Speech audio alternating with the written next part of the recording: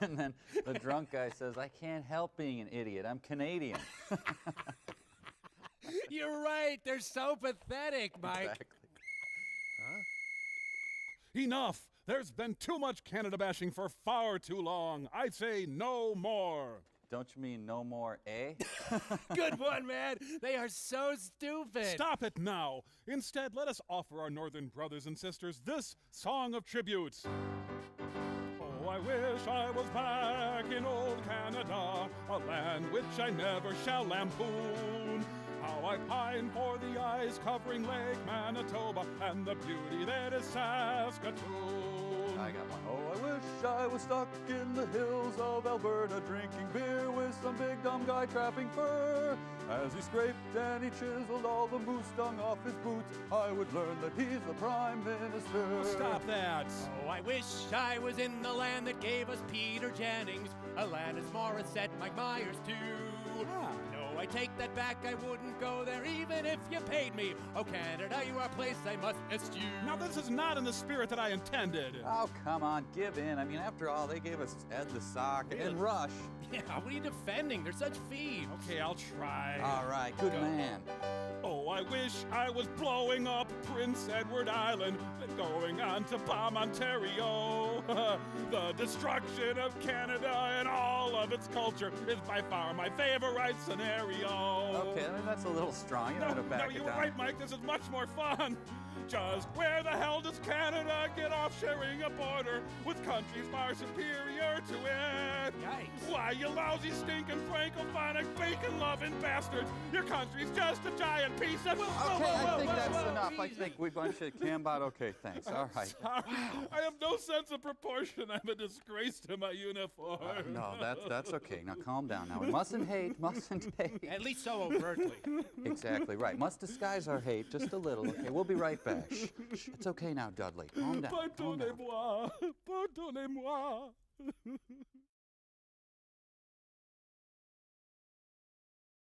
That's a classic banger there from Mystery Science Theater.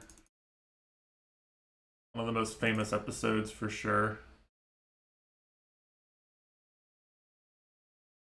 That episode is so good, actually.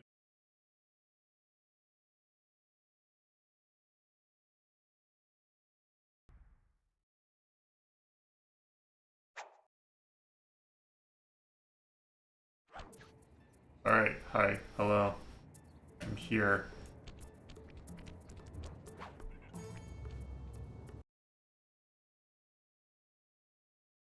Ready to win some lumberjacking, you know? You big lumberjackers. I'm hanging in there. Been a rough couple weeks, you know.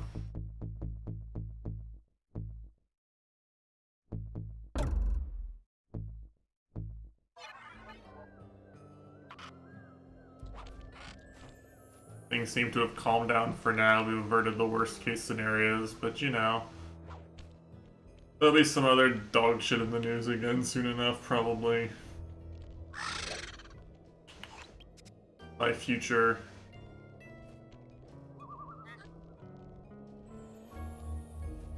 Yeah, actually, on a related note, you know, sometimes I do actually go watch the Super Bowl in person with friends like a normie, but people I would watch it with are going to be out of town this year, so I'm probably just going to be in Discord.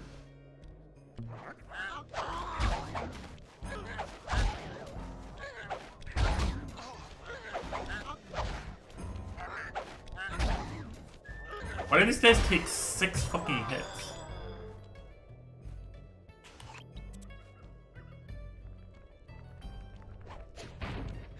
Yeah, it should be a good game. Hoping. I'll settle for a good game, because that means we don't get embarrassed, but... like to win, obviously. I mean, no, going to the stadium costs like thousands of dollars. The wild bears in the area have been tagged with radio tracking devices. If you could snag enough You can actually drive from here. It's about, around Jean Bisson's house. Maybe 8 or 9 hours, probably. The first step is crawling here. into that bear cave and stealing the goods. I'm on it. Which, like, I realize to a European that's like a that's a sentence you shouldn't say, but like, 8 or 9 hour drive is like worst case scenario probably for a European, but like, I've made 16-hour drives in one day before, not as the driver, but as a passenger. The point is when you're American, right, you measure that sort of thing in like number of days you have to take off of work, basically. Like, I could drive and take some amount of time off of work.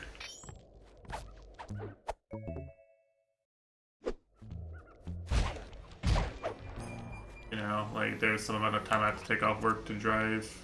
Where's my fucking mission marker? Hello? It says just go into the bear cave forehead. So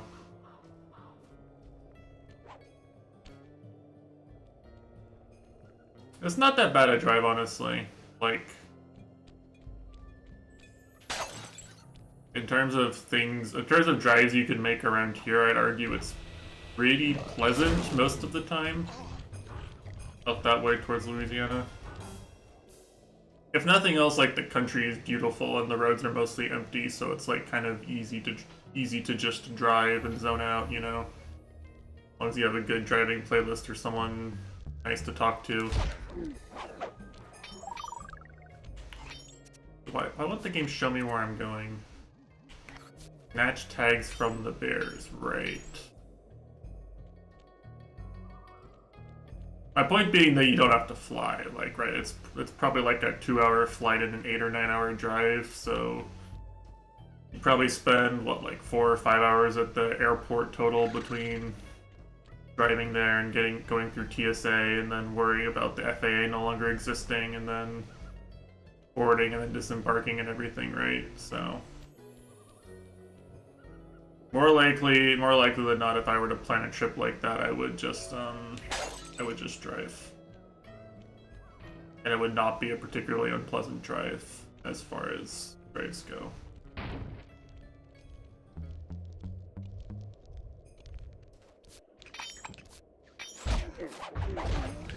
How did he not?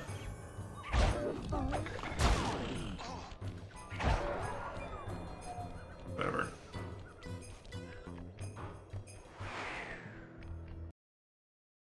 Is this the bear cave? Oh, fuck. The radio transmitters have all been tagged in their mouths. You'll have to sneak up and pickpocket it while they're yawning. Sounds safe. Stay clear of the thin, crackly ice. Walking on it is sure to wake the bears. Okay. Keep that in mind.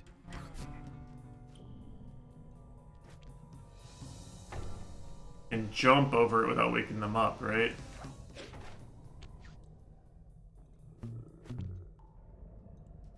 Six.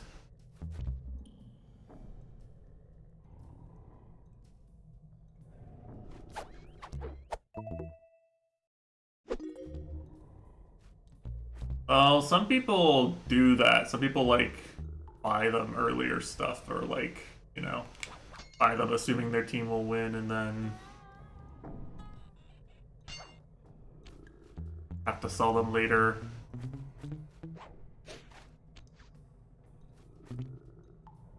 There's a whole thing about it. Obviously, it depends on where the game is too, right? Like right now, this year it's in New Orleans, which is kind of a party city. Like, it's probably going to be a fun time to be there if you're into like going out with people and partying and stuff related to a football game anyway. I would imagine.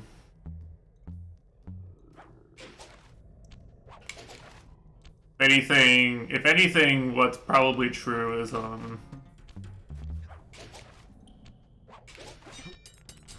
you know, and for some teams, probably not true for the Eagles or the, Chiefs in particular, but for some teams, there'd be, like, a danger of, like, your team is in a party city too, right, for, like, a week or two. So your team is going to be tempted to party the whole time instead of practicing or focusing on the game. That's a thing. That's a thing that's happened before for some Super Bowls. Kind of like it's a huge rodeo, right? It's a huge there's a lot of distractions.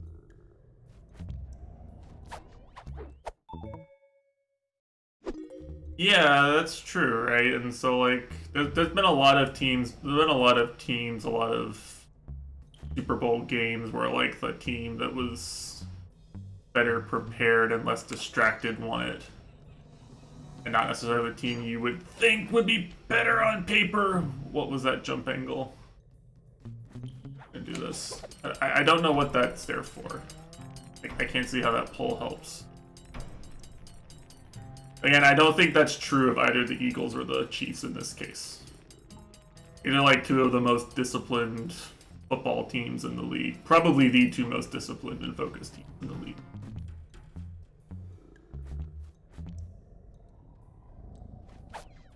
There's a reason why they're playing each other for the second time in 3 years. Pull that off. Head outside and I'll fill you in on the next step. Right, that doesn't just happen by coincidence.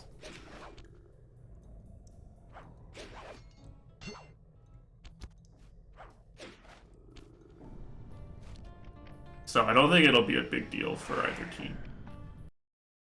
I'm not expecting either team to show up like obviously hungover, you know, unprepared. To form a receiver array, you'll have to place the radio transmitters in precise locations around Jean Bisson's base of operations. That being said, in spite of how cheap, quote unquote, the travel would be, the tickets would still be thousands of dollars each, right? And like, it's just not worth that for like a football game for most people, right? Like, football is kind of a hard sport to watch live. Yo, it's Ice Age. Literally the mammoth from Ice Age, right here. Got Daffy Duck and Manny from Ice Age. Thing. That's a good movie, by the way, the first Ice Age. I know there's like 5 of them, but the first one's really good. It's like probably one of my favorite animated films.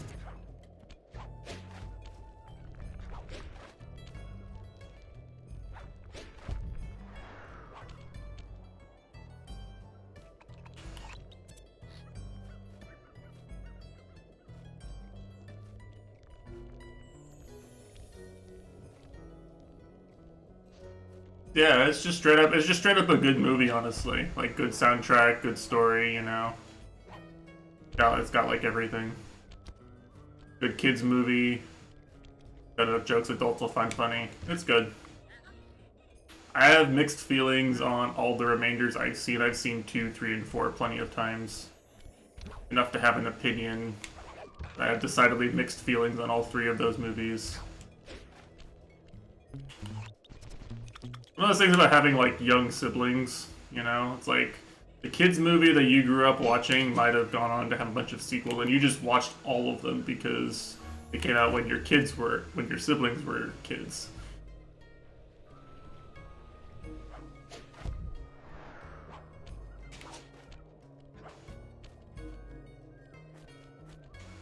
As someone with many younger siblings, you know, that's kind of been my experience. The blue lumberjack team managed to clear cut 128 acres of forest. Not bad considering they had to kill all them badgers to do it, eh? Now, the gold lumberjack team, bless their hearts, those boys chopped down 211 acres. Y'all hear that? The first movie is the only one that I'd be like, you know, if you've never seen any of these movies and you're an adult now, this one might still be fun to watch, right? I think that's just a good animated movie, period.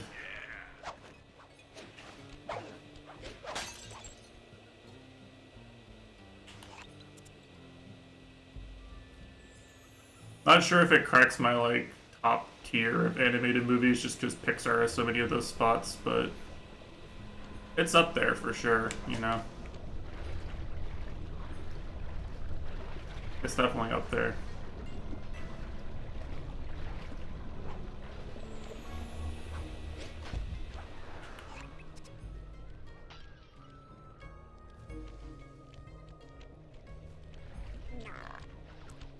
Okay. I guess there's just icicles up there? Yeah, okay, cool. Should have known.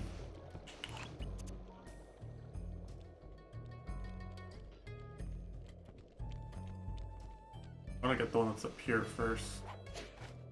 I have indeed been iced. Fucking bozo, I got iced.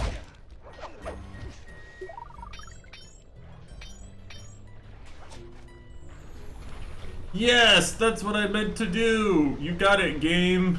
That was what I wanted.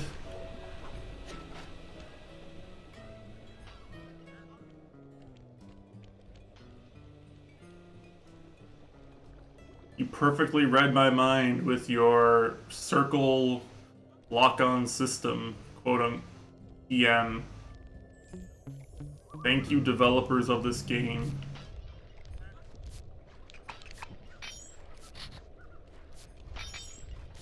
I may need some money, so I'm like gonna be a little bit more careful to get some money here.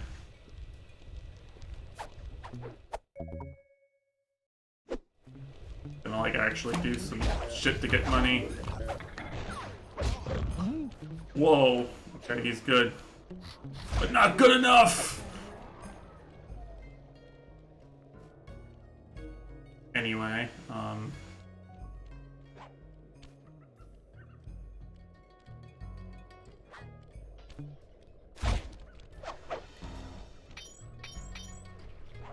can I...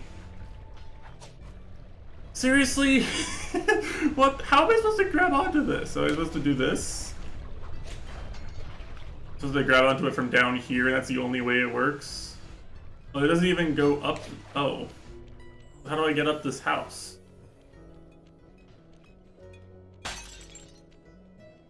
How do I go up? Game? You want me to go up onto the house, right? Yeah, I'm supposed to get up onto the house somehow. I'll go. Am I crazy? I get up there.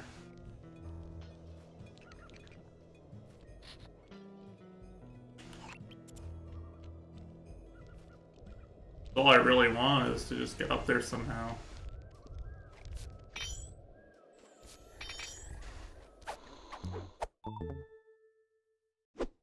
Yeah, I actually been touched puzzles though, for real, for real. I am clueless. It looks like I'm supposed to...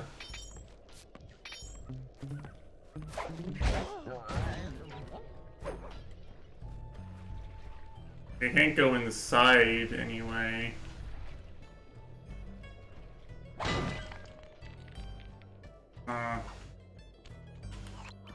Like, I just don't see any, like, this is the highest point in the map, right? I don't, like, have a higher point to jump from, obviously.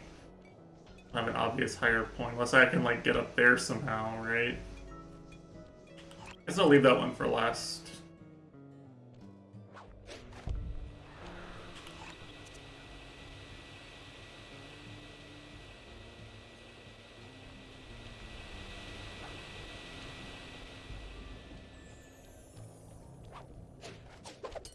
Oh, I do have the ice climby gadgets, though. That's I need to remember that. Maybe there's some ice I can climb up or something.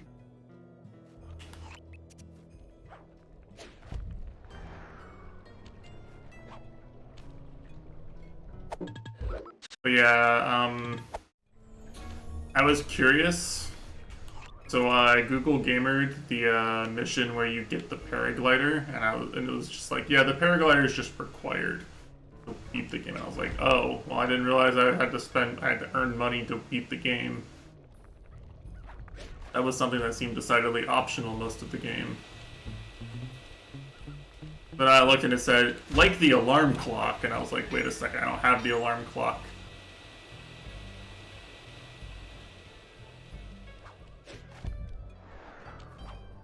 So I'm just gonna like get some money while I'm around, while I'm wandering around. I've been kind of ignoring it, right? Because like most of the moves have been pretty fucking useless, I would say, honestly.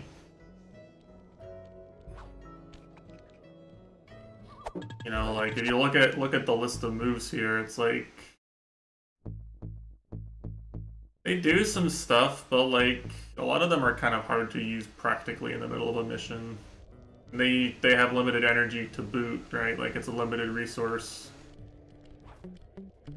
It feels kind of gimmicky every time I actually successfully do anything with one, anyway.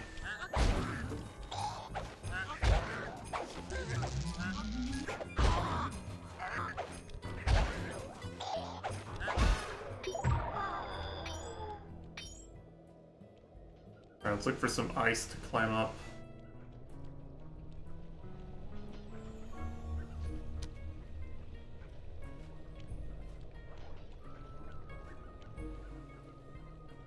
I don't see any ice, actually.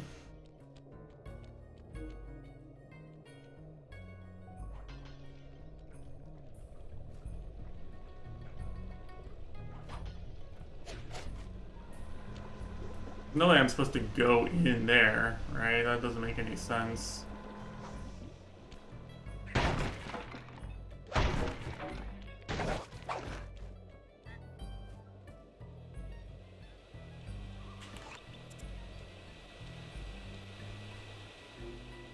How would one get on top of this ice sculpture? I'm really confused. Like I'm just missing something obvious, but like I don't know what I don't know what to look for.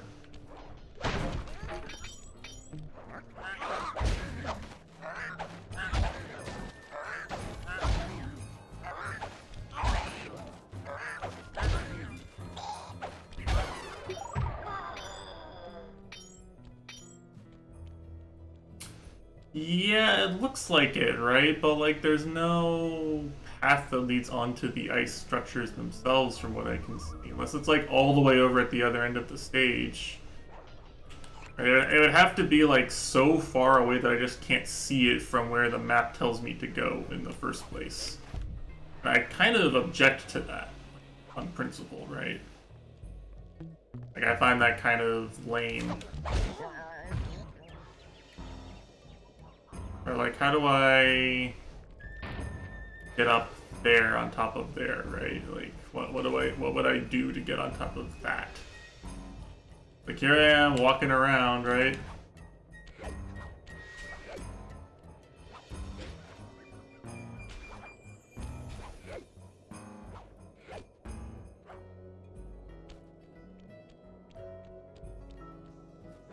I get much higher from here? No.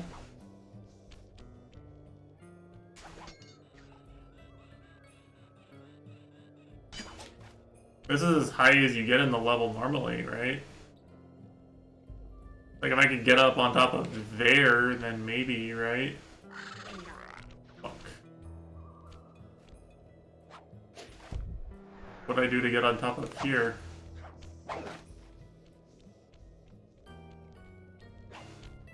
Don't exactly see a way, right?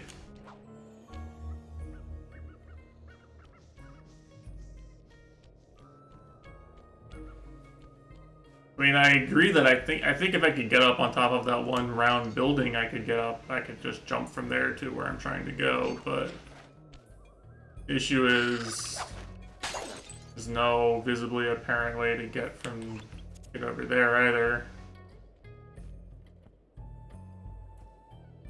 It clearly looks like an area you could platform on. You could get up there.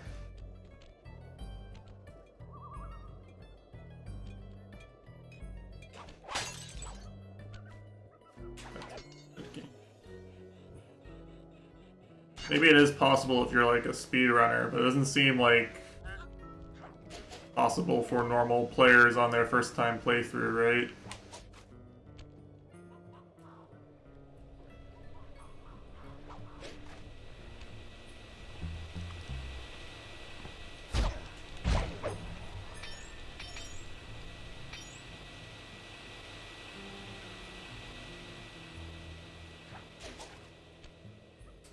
Haha.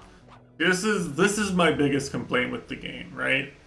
It's like I'm looking at the map like correctly, right?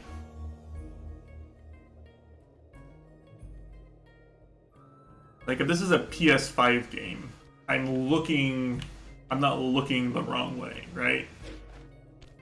I have clearly understood the layout of the map and where the game expects me to go and what it wants me to do, right?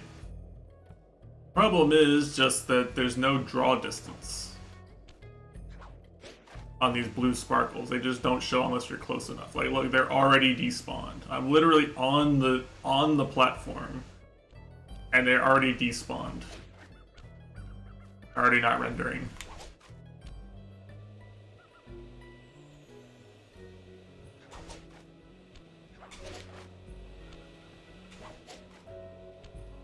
Like, it makes it really hard on these larger levels to actually tell, like,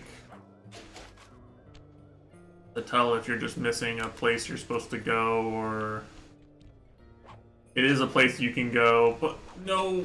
Okay, the game almost jobbed me there. You know, it feels really hard to tell.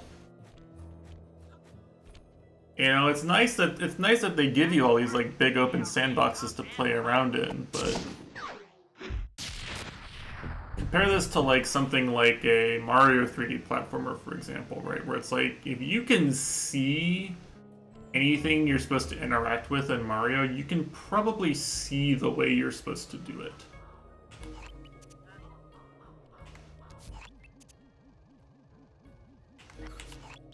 You know? Like, it's very obvious usually, like, in a lot of games like this, with larger levels, it's usually very obvious if you're, like, able to interact with something just from seeing it from a distance. In this game, not so. You have to get close to the thing you see from far away. And that's, like, backwards in my mind. Detected what appears to be an ancient guide to log chopping. Might be useful for the lumberjack games. Unfortunately, it's frozen deep in an ice wall. How are we supposed to get to it? Wait for more global warming?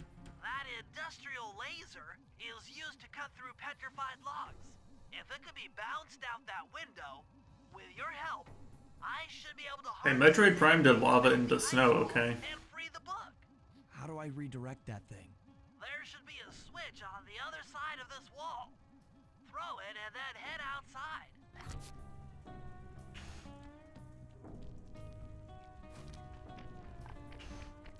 Okay.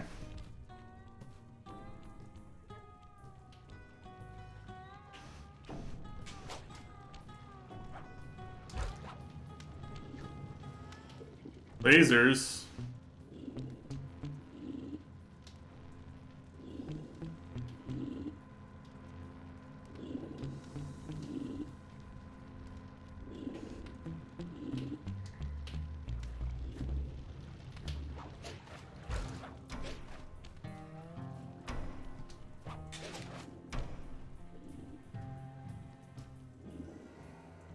Yeah, this game has some problems with like mechanics like that. It has some problems with the camera.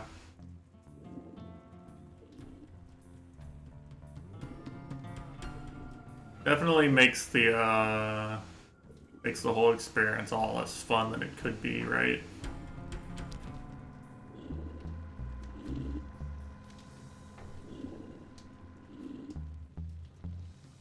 Be just dealing with a few mechanical headaches that are a result of like bad programming instead of dealing with the intended challenges of the game. What am I trying to do with this laser tip? How do I have to cross it? And I will cross it, like, if the game makes me, but I don't understand. I'm going from here. It's here. Yeah, I just couldn't see. I couldn't see it. Prowler's been spotted. We cannot afford to have anything happen to our log cutting equipment, particularly that laser-type saw blade. We're gonna need it once we get to them old oaks up near Lookout Mountain. Lookout Mountain. That's near. Still enjoy yourselves, eh?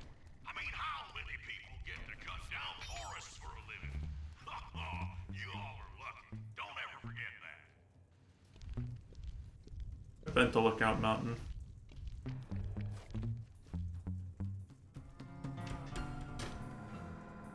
You've done it! The laser's been redirected out the window! Right now I can leave, right?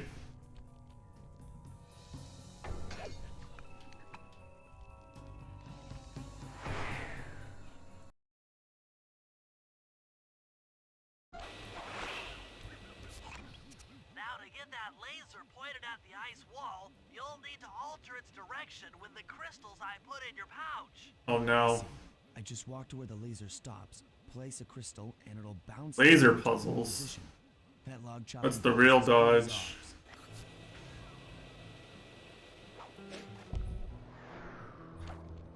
I usually like the laser and light puzzles in games. As long as they're like done correctly. They aren't always, but often are, you know. Pretty often are, I would say. Tend to like them. Wait, where am I going? I have to get back up on top of there. Okay.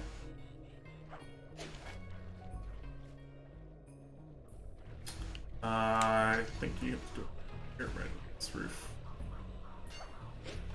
Well, you know, the game already made me prove I knew how to get up on this roof, so I guess it's no big deal.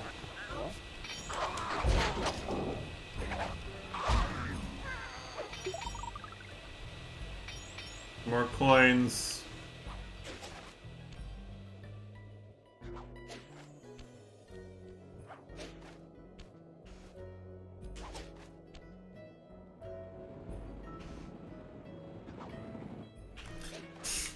Seriously? Wait, where was I supposed to stand to push the thing? How is that not standing in the right place?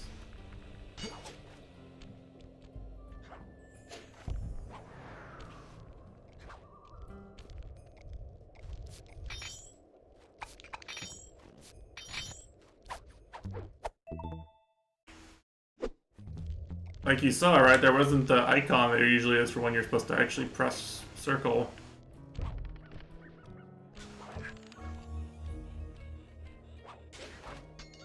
Wasn't the usual indication.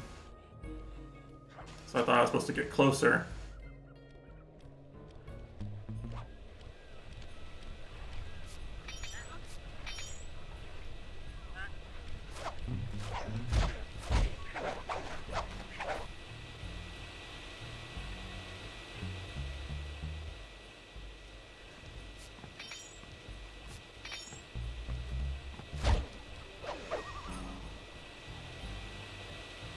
I guess these infinitely respawning guards are meant to be a good source of cash, right?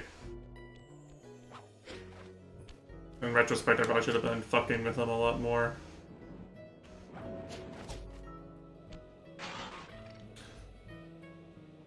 Right, of course, of course. How could I be so stupid? I should have known. Obviously, that's what I was supposed to do.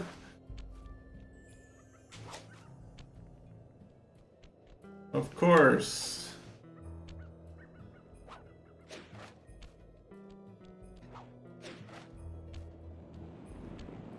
Silly me. That one wasn't a place where you put the gem. That was a place where you stand and break the ice, and I should have just known to just stand there. Just stand. Why sit when you can stand? Why run when you can fight? Why play when you can dodge?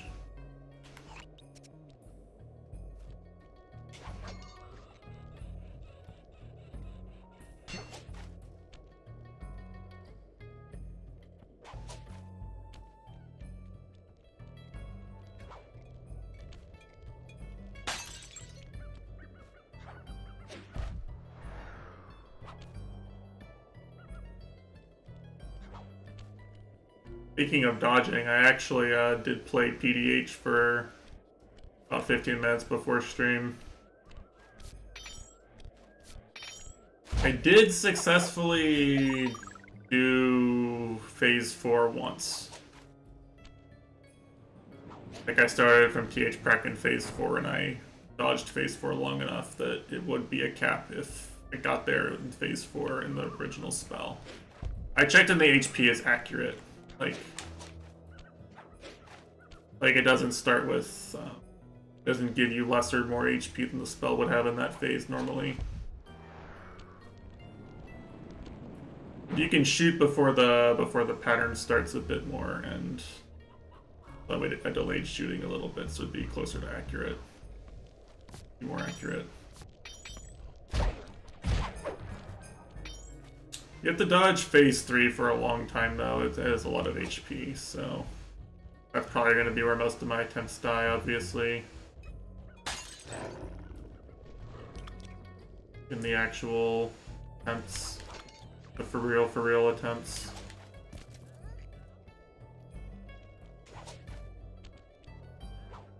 That's a hard spell. It's a long mission, by the way. It's taking like half an hour. But it's not over! I have to go back up. What is this? What is this bullshit? Why is it so long? I don't think I'm doing anything wrong here, right? Doesn't look like it. And power. I mean, I'll have power, right? Like, I think the spell before it is survival, and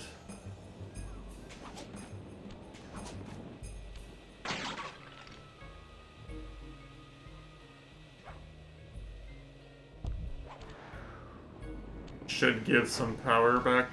Clear, Sly. Something else is coming out of the deep freeze. I've never seen such a majestic creature. So full of life, so ready to live. So much for that. What the fuck? No, Manny, no! He's dead! Anyway, time to deforest. We got the log chopping guide. I heckin' love deforestation.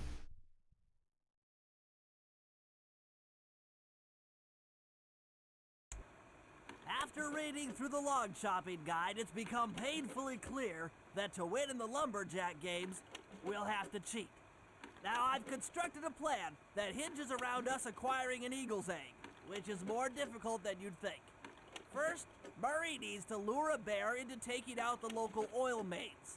Once destroyed, the pressurized oil should ignite and create updrafts, which Sly will then use to paraglide over to the eagle's nest, grab an egg, and then head back to the safe house. Thanks to Murray's undercover work in the RC Combat Club, we've learned that the Northern Light Battery is hidden in a silo nearby. The battery needs some serious modification if we're going to hide inside it to sneak onto Arpeggio's blimp. First, we'll short the battery with grapple lines on local boats. Then, we'll all break into the lighthouse and sever the power flow to the battery. That way it won't recharge. Given my electrical engineering background, this Well, plan Bentley's an has a electrical engineer. 97% Holy fuck. chance of success. Pretty good, huh?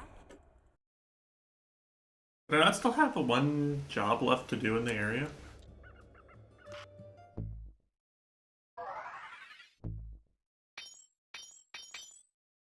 Well, the rubies are worth so much, actually. Okay. Apparently I could have just had all the money I needed.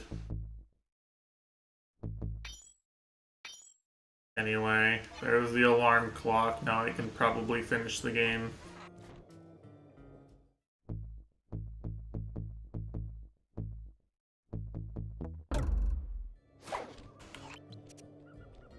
I'll just go and do the slime mission now.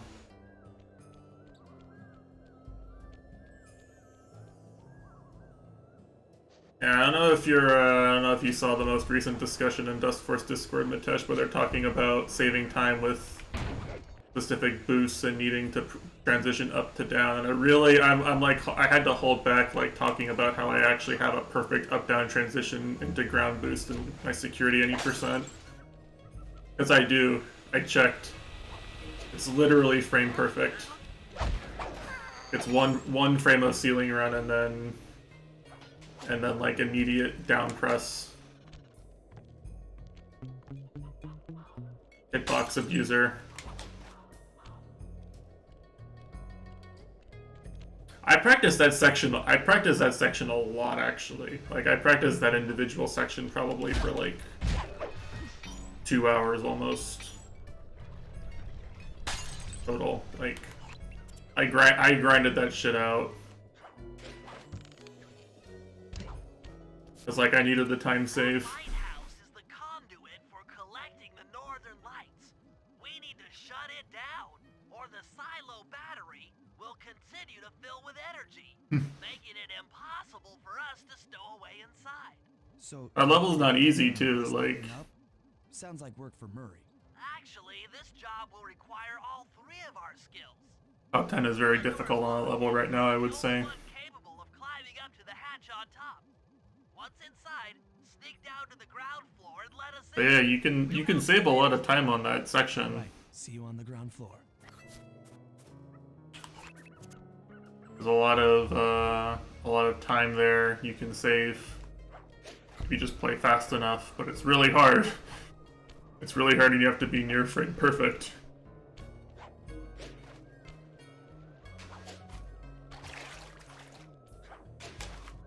Like, I think I saved time on Sheila in that section to give you an idea of how hard it is. I think I'm literally faster than Sheila there.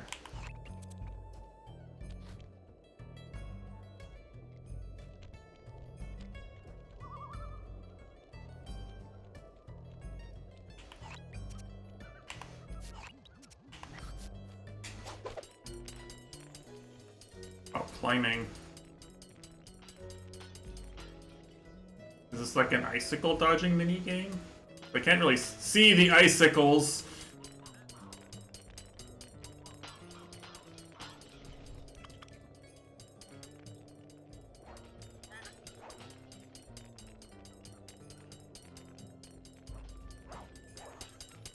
Okay, whatever.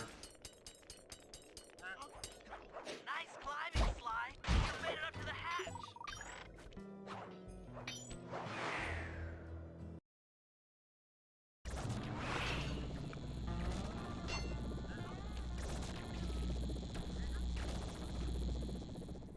I see, this is kind of a cool idea, right? Like, normally you'd climb up to the top, but because I'm a thief, I'm infiltrating to the top and climbing down to the bottom instead. From the lighthouse. The lumberjack games are a-coming, so make sure to practice up on your log chopping, ice wall climbing, and log Camera is not especially helpful here, however. lumberjacks who paved the way. Without them, we wouldn't have the wholesale clear-cutting techniques we enjoy today. That's it. Keep your axes sharp.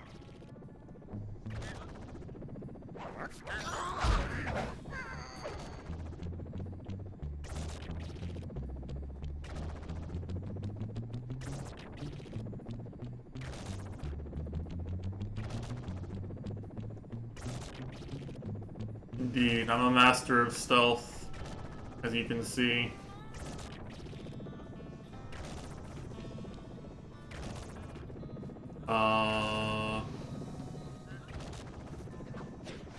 But you can just jump it. I was like, do I have to glide or no?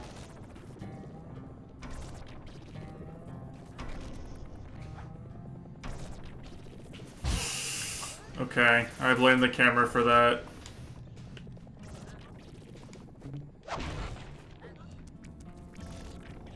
Thanks, pal. Just let me at that Northern Light attractor. It'll be slag in minutes. Not quite that simple, Murray. I'll reverse the energy flow from the control computer while you lift the Time for base. hacking, time for Nier Automata. That should give Sly a short window of opportunity to climb up the power lines and overload the system from the top. Up, down, up, down. They should put an elevator in this place.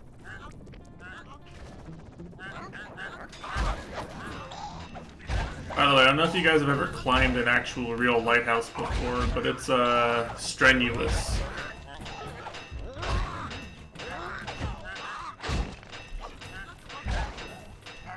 Stairs are not comfortable to climb up. Oh, I'm dead.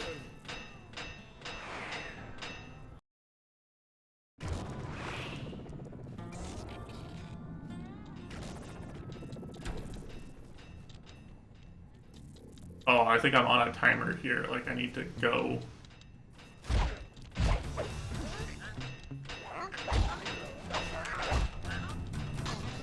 Okay. I hate that every enemy just has a get up attack. This game. Oh, dude.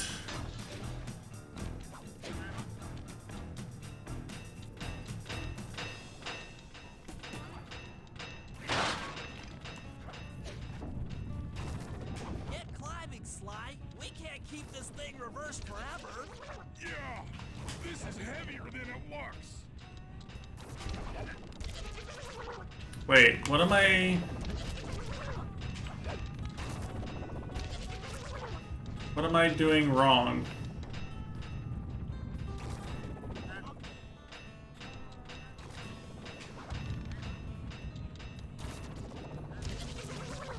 But how am I supposed to, where am I going from here? Yeah, like I literally can't see what I'm supposed to do from there. Of course that's still here. What are my alternatives exactly, besides using this rope? Get climbing, Sly. We can't keep this thing reversed. I can do this. Yeah, this is heavier than it looks. Guess I'm just gonna do that, right? Like the ropes seem like a fucking bait. Like I don't see any way to make that useful. I don't know why they're there. It doesn't make any sense to me. I assumed they were there to help me climb back up.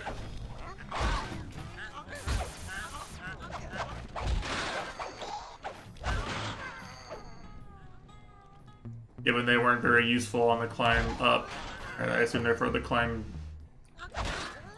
They weren't very useful on the way here, so I assume they were for the way back, but... I guess they're just a bait.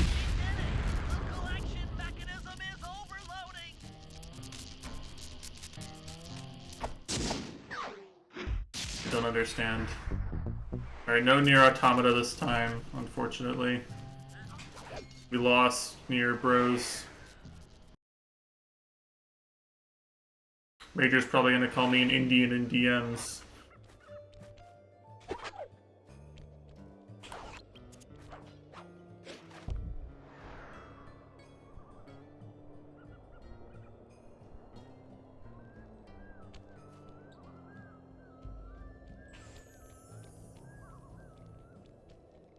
Blue man? I don't think there's any racial groups that are blue. Except for the people from Avatar. Who, while being an obvious stand-in for a racial minority, do not actually... Literally... No! The fucking bird! I hate these birds. I couldn't see that! They're never on camera. I've never gotten attacked by one of those things on camera before, I swear. I don't understand. I don't understand why those are in the game.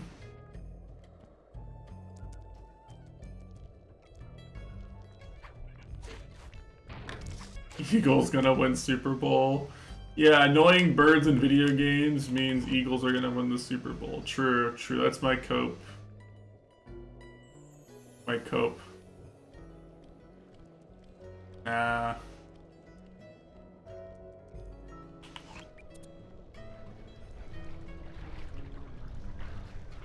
I have faith. I have nothing but trust and love for this team. If we can trust Murray's informant, that's the silo with the battery hidden inside. To prepare it for travel, we'll have to drain off its northern light energy. By attaching a boat's grappling hook to the top of the silo, we should be able to... Give me your remote control helicopter mission. I like those. Position to help throw you out onto the boat. Once on board, I'll hack into its steering controls and move the vessel close enough to fire its grappling hook. Okay, I'll climb on top Like of the Murray silo over attached to hooks. Bentley overworld gameplay is hot garbage. Bentley like mini game gameplay is cinema in Once this the game. first line's attached, Murray and I will commandeer another boat. You should stay in position. Finally, I get the easy gig.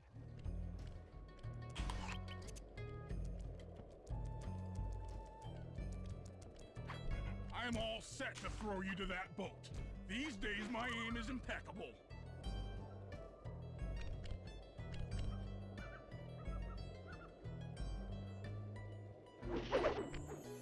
Now to hack the steering controls. Right, hacker test time. Post your Nier Automata emotes. Oh, green enemies. What the fuck? Ew. I'm just gonna leave. What are they gonna do? Oh. I see. Oh, that's bad. Okay. But like, that's the end, right? Oh no. Actually deal with these enemies properly. I have to actually learn Sushi's weakness.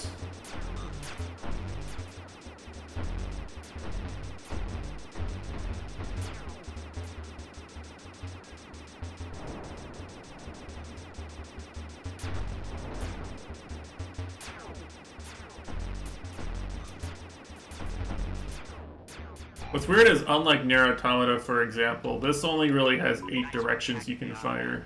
The boat's heading into position. I'm already on top of the silo. Shoot the grappling hook up to me, and I'll make sure it gets attached to the battery. So, you know, it feels a little awkward to pilot around. So I'm used, in Nier Automata it feels really smooth, right?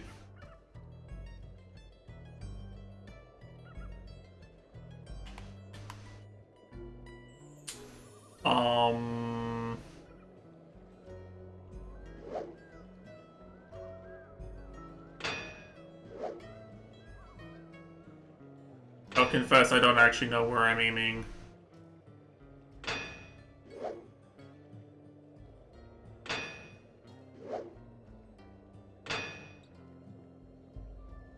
Hurry?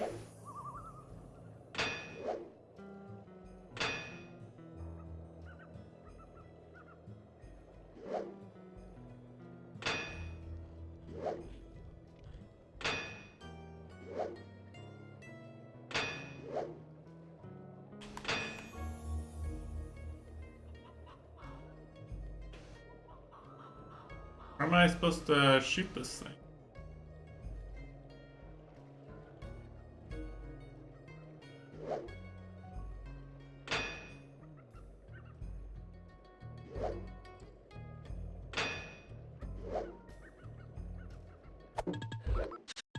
Where did he say to shoot it? Job help. Drain the silo battery's energy. Okay, which is where? It's here, right?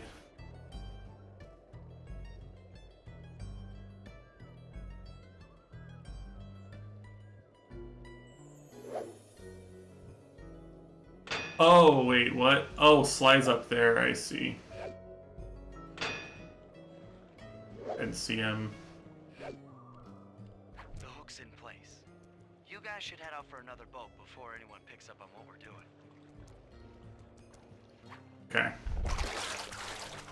Yes, that was a platforming mistake. Right.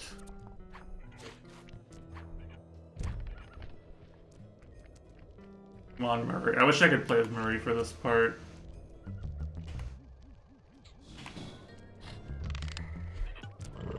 Fuck are you?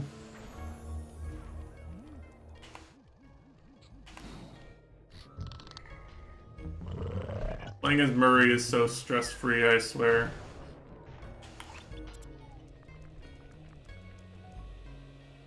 Just punches, he just wins every time. He just punches, he just wins. To get up there? Ow. How do I get Bentley up there?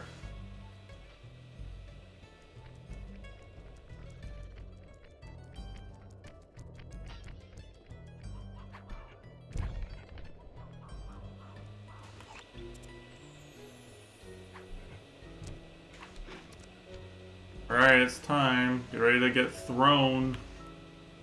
Don't throw.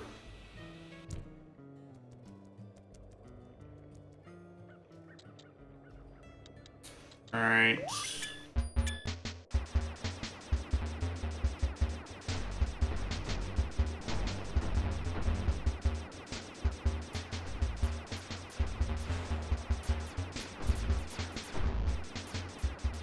Yeah, Nier Automata time. Post your prologue, Major W. Does Major have sub emotes actually? Am I crazy? I feel like Major got affiliate, right, at some point? Or Major sub emotes even like? Probably all fucking Toradora emotes or some shit.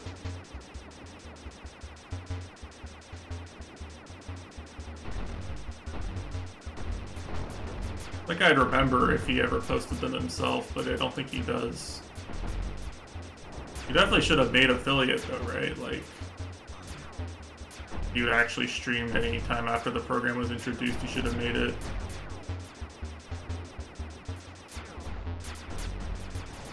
You didn't die. Thank you.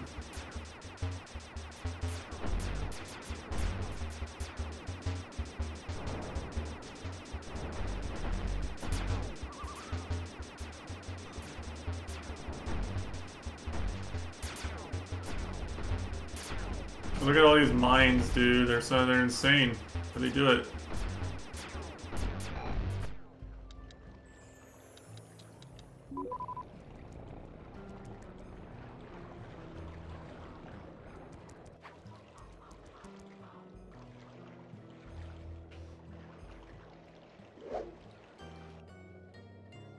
The second hook's in place. One more grapple line to go, and this thing will be on it. Seriously, look at this shit. I landed on the ice and the game still damaged me. I'm on the ice. I'm as on the ice as you can possibly be.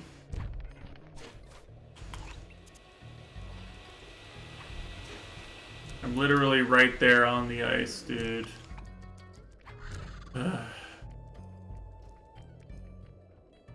But this game just cheats me so much. It's ridiculous. Where am I trying to throw him? Am I trying to throw him onto the boat or onto the thing?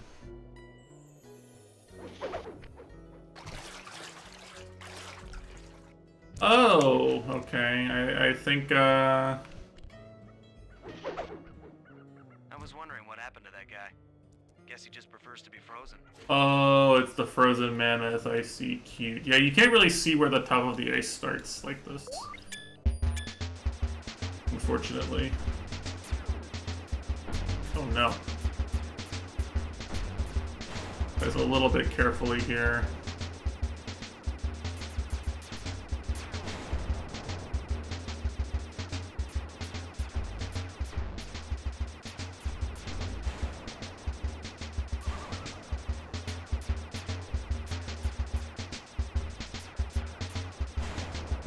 Alright. Gotta keep posting your Nier Automata GIFs, emotes. This is literally Yoko Taro's gameplay right here.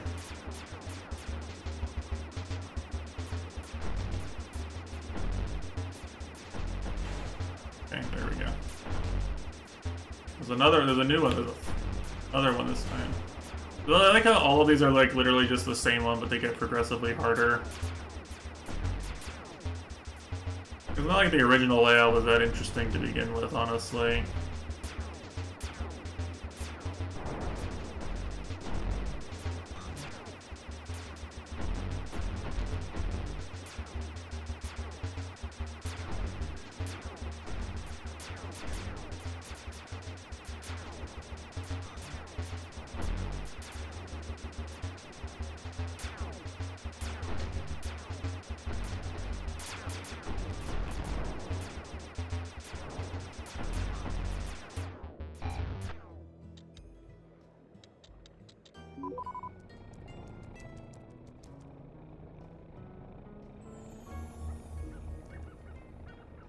Why am I not moving along with the boat? Like, look at Bentley sliding on the boat. Why is this working this way? This is not normally.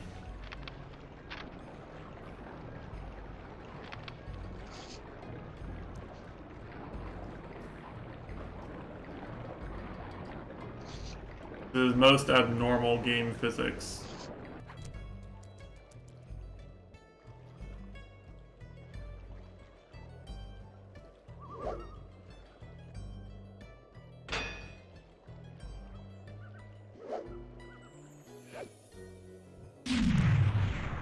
That did it. With the battery chamber empty, we'll be all set to move in.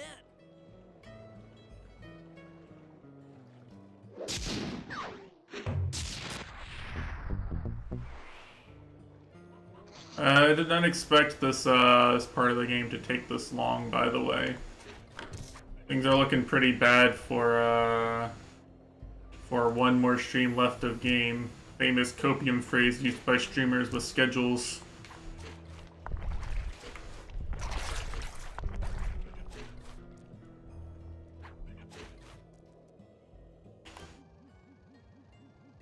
Fuck you. Die.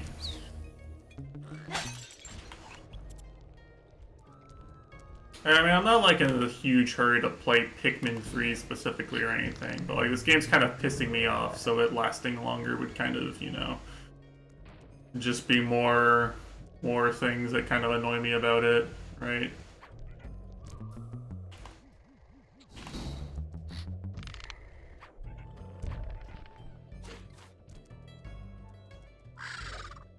Hate these birds.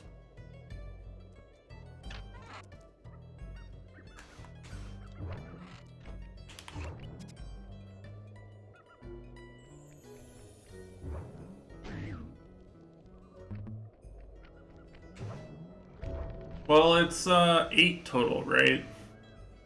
This is chapter 7.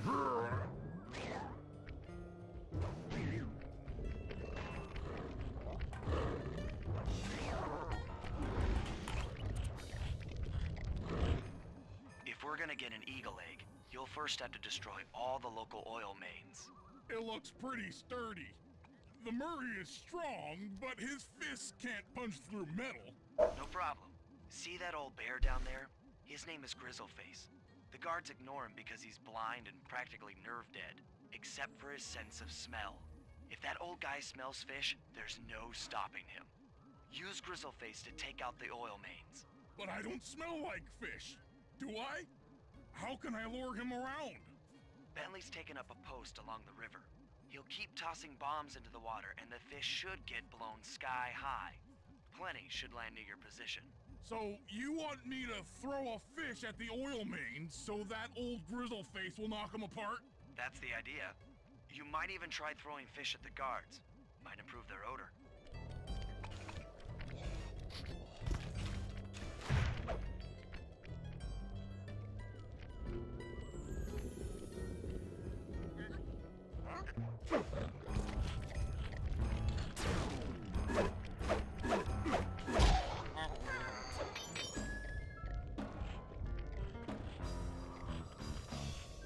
Yeah, the thing is, like, they changed the structure of this game, right? That's the thing. That's the thing that feels like it changed, is like there's a structure to the games, right?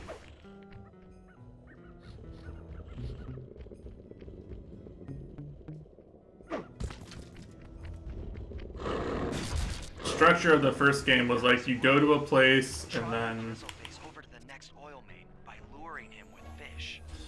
there's no way, dude.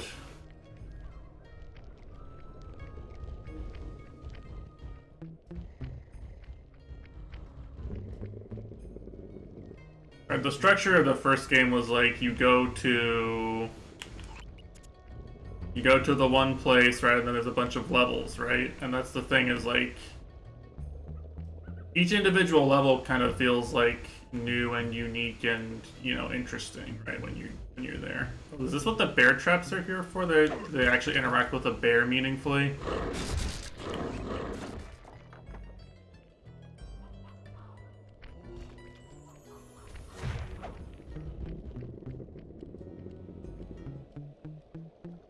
Alright, but in this game, like, you're exploring the same area over and over, and so all the things that are annoying, like, I keep running into them, like, 5, 6, 7, 8, 9 times, right?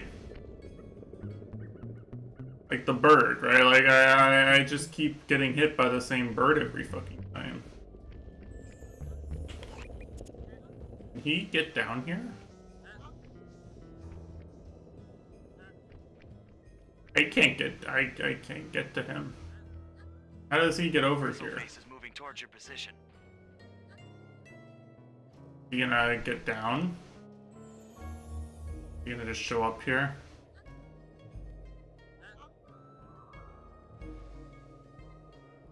That bear can run pretty fast. He's on the way. I believe you, Sly. I'm just waiting for visual confirmation. Okay.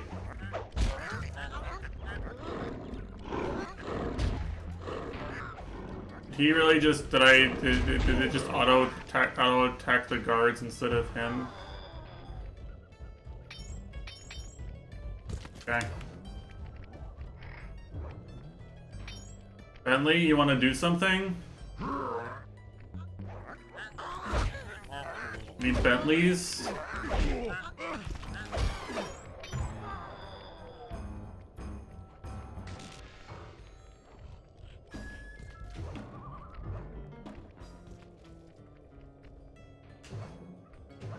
Where did the fish spawn?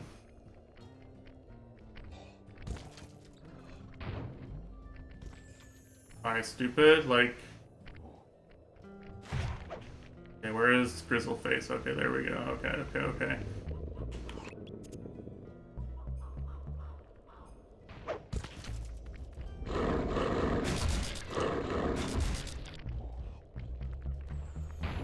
Why do I feel like this was the last one I was supposed to do?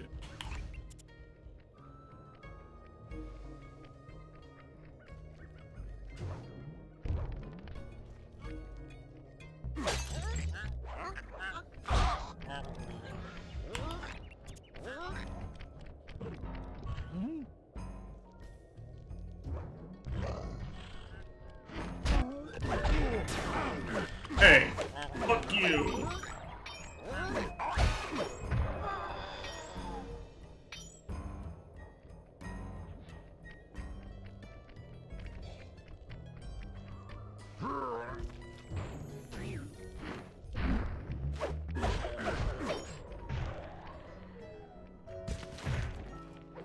Just give me a fish, Bentley, alright.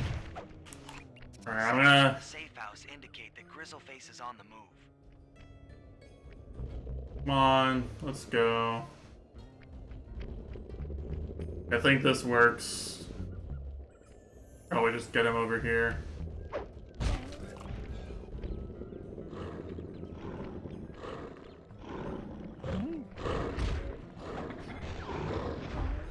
I feel like I just murdered someone in cold blood using a bear as a weapon.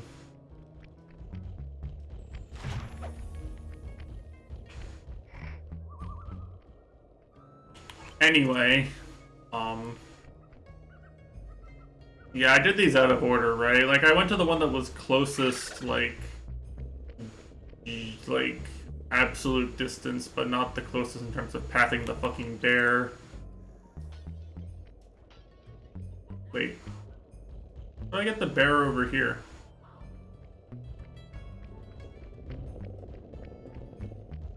Is the bear gonna be able to get over here?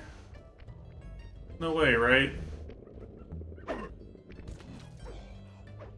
Go, bear. Literally ignored, by the way.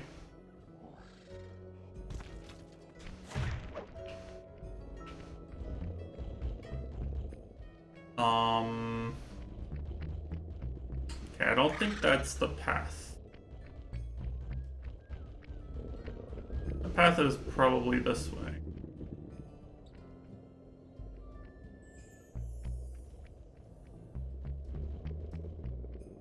Maybe. I don't know.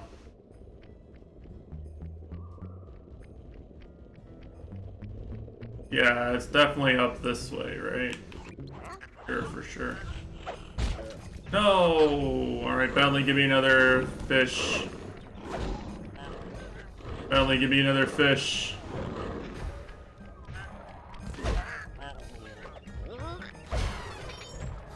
Bentley. Okay, thank you, Bentley. Yeah, I'll give the game credit. Bentley actually shoots the fish where I want them, if nothing else. Guys all set up for a paragliding job off the lighthouse.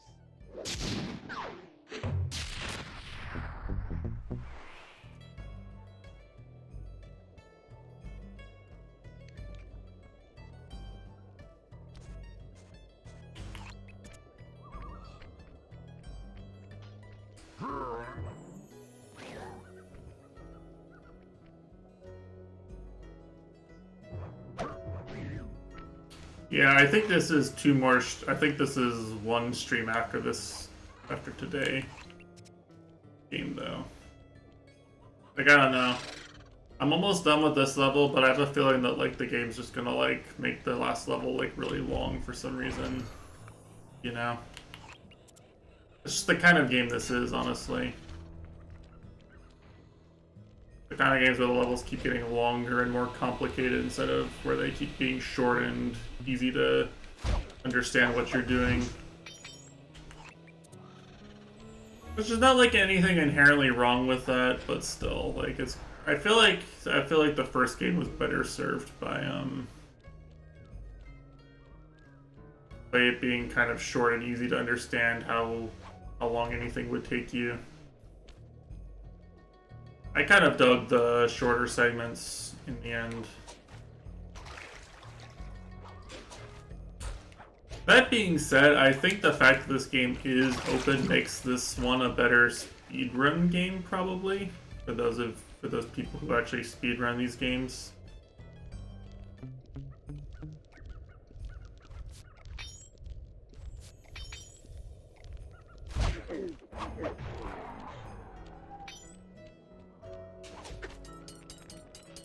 Wouldn't be surprised if this was a much better speedrun game than the first game.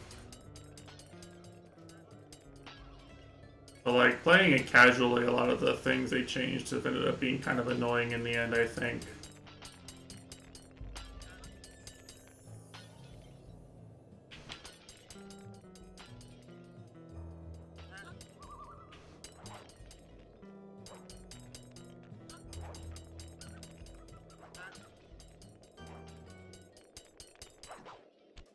Fuck you.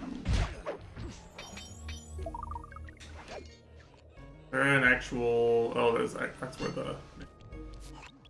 In order to overcome Jean Bison in the Lumberjack games, we'll need to enlist the help of the giant Canadian eagles. Oh, that's why the birds are here. Steal one of the eggs, and then bring it safely back to the safe house. We'll use it to direct the eagles' protective... Not the eagles. I can't steal from the eagles. Sounds easy enough. Except for the part where I have to swim a half a mile through freezing water. Why swim when you can paraglide? With the oil mains all destroyed, the pent-up combustible materials have just caught fire. I see. The updraft created by the flames should give me some extra altitude. Just make sure to stay out of the fire. Get too close and old Grizzleface will be eating barbecued raccoon for dinner. That's a charming image, Bentley. Yeah, actually.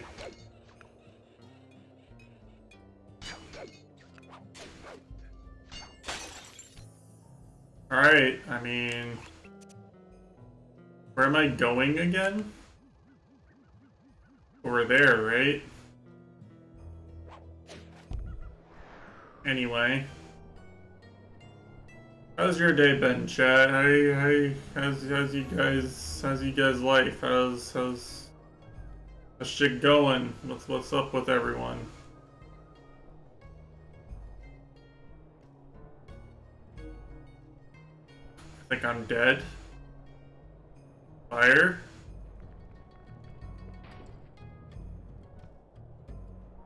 Stay out of the flames! Alright. What did I do wrong?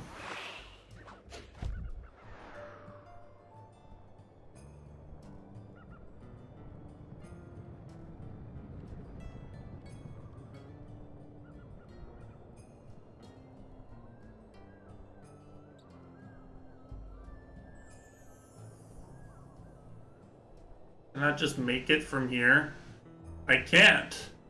Wait, what? Why not? Why does this put me directly into the flames? Hello? What?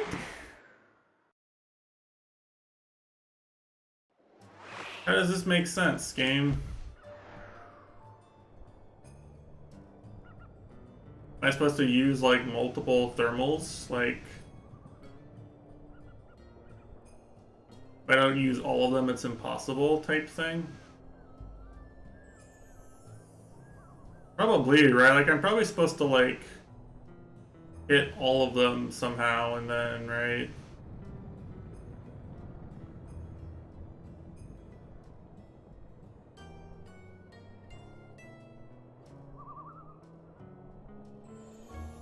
Feels very, how should I say it, low gameplay. Like, it feels like the only thing I can do is just steer myself and hold down R1.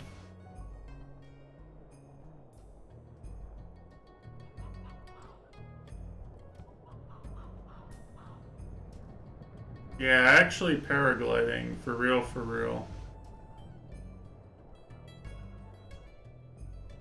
Yeah, it's funny that it's funny that Tears of the Kingdom starts you off without it, right? I had the same experience where I was like, fuck, I can't, like, do anything without my paraglider. What are you doing, game? Are you expecting to play this game without a paraglider? Watch out for those eagles, they don't look friendly. What?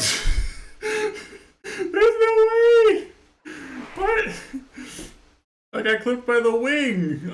I weigh more, like, okay, game, you know how much an eagle's wing weighs? Those things are like, they have no mass.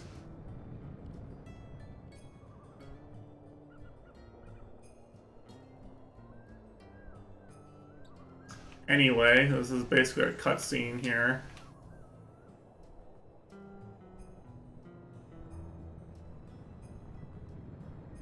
Am I playing a sheep ROM hack or am I playing Sly Cooper 2 Band of Thieves, huh? Explain.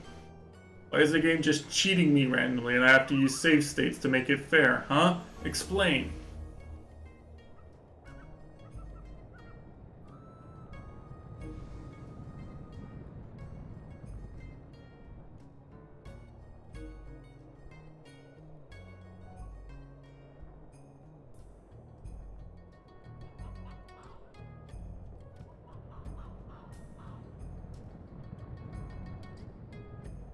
Yeah, it's funny. After I mentioned Godhead, I had to go listen to the Godhead ending thing. I was like, damn, the song's so good.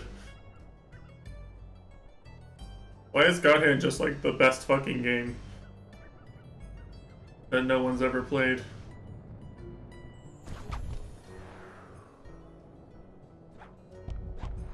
I'm pressing R1, game. I didn't let go of the button.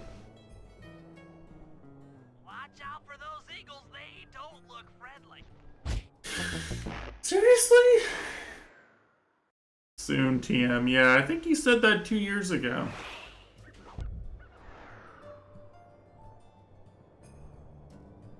Some people's definition of soon, man.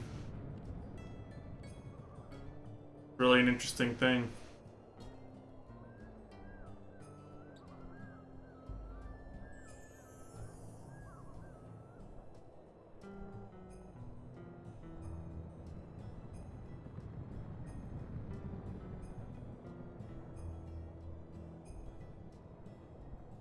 This time, for real, for real. I didn't see it on the queue, though. I mean, I don't know. Someone's getting copiumed. Either Dark Souls fans or Godhand fans, you know? Someone's getting the copium. Or Hades fans, you know? So I heard some people spent channel points to see Hades and they haven't seen it yet.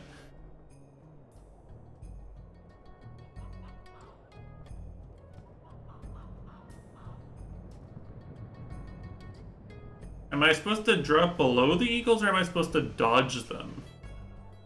Because, like, I can try to dodge them, but it feels like it's wrong for some reason. Like, I feel like I'm going to lose height if I go around them completely. guess I'm gonna lose height if I let go of the paraglider too. Watch out for those eagles, they don't look friendly.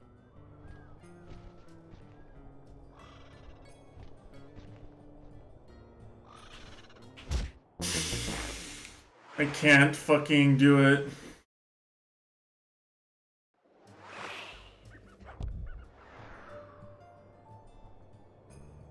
Oh, well, okay. I mean, it's real, I guess.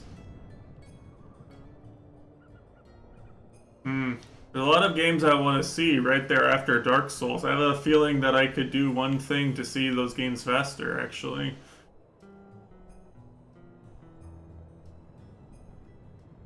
I feel like I have a chance to see a lot of games I want to see sooner if I just do one channel point redemption.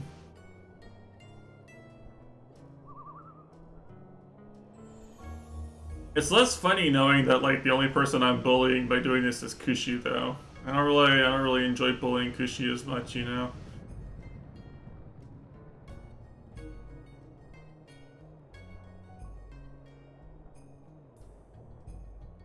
It's not as funny. Bullying Goryuka would be funny, but like, you know, bullying Kushi.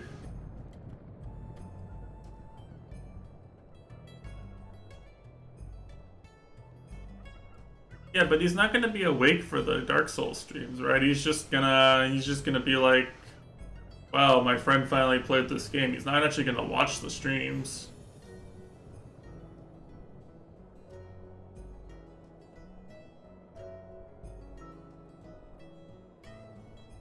Watch out for those eagles, they don't look friendly.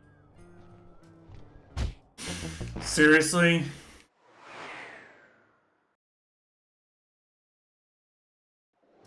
This is bad. This is just bad. Like, I'm sorry. Are you supposed to drop below them? Do I get enough height to drop below them? I think I'm gonna have to assume yes, but I want to make a safe state, like just because like I've done this part like 5 times and it's the same every time. Yeah, I'm literally just holding R1 for most of the time. Like I'm not inputting anything. You can see my controller inputs. Like I'm not pressing anything except I'm holding down the paraglide button.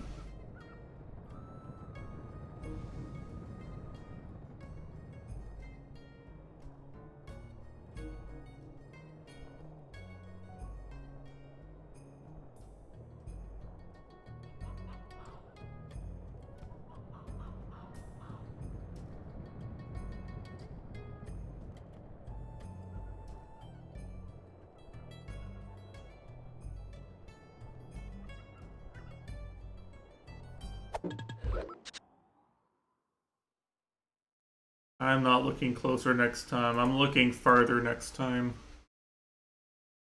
Madge. As sheep would say, ragey.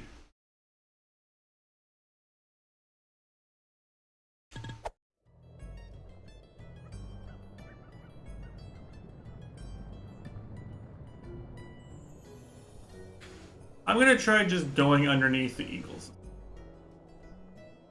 Let's try it, why not, right? Watch out for those eagles, they don't look friendly.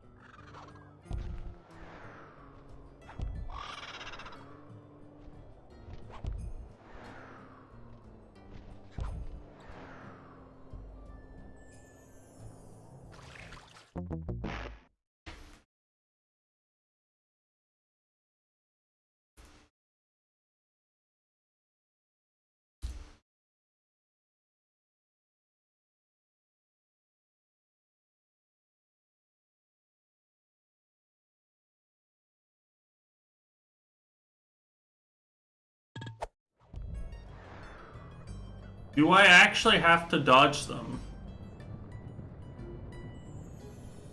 Like I was right? Like you saw there, I lost so much height. The problem is they're like fucking Castlevania enemies, where like you have to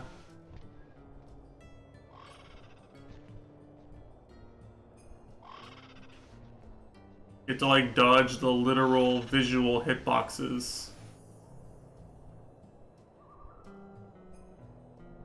There's no way. Okay. Thank fuck there was a loading zone.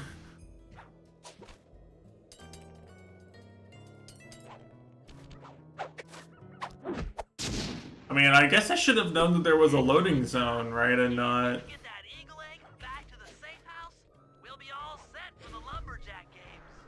And you know, that it wasn't just a, platforming challenge to make it over there, right?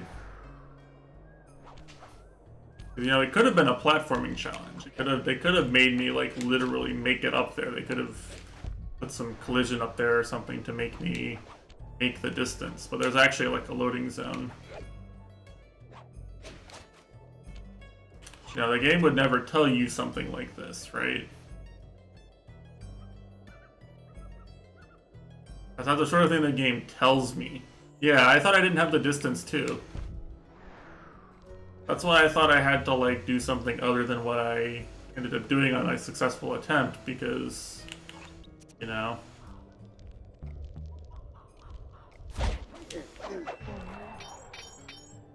Game didn't exactly give me a great indication.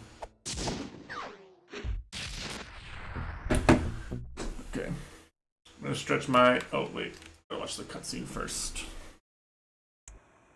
The lumberjack games are upon us. You know, if you're just looking at it with your eyes, you're like, oh, I'm gonna fall. I can't make None of us are this. skilled enough to beat Jean Bassan at his own game. So, though it pains me to say it, we'll have to cheat. Cheat? Murray, you'll participate in the power log chopping competition. Get us a good score, and then let Bassan up for his turn. While he's chopping, I'll sneak the eagle egg into his trousers, and the protective parents should disturb his axe swings. Sly, given your ascension skills, I've signed you up for the ice wall climb. We'll keep Bassan from beating your score by pulling him off the wall with some nearby grappling lines. And finally, I'll represent our team in the log rolling competition. With my knowledge of rotational mechanics, we're sure to get a stupendous score. Sly will be in charge of greasing Bassan's logs, so he has no chance of beating it. If you guys are ready, I say we head out and show these meathead lumberjacks what we're made of.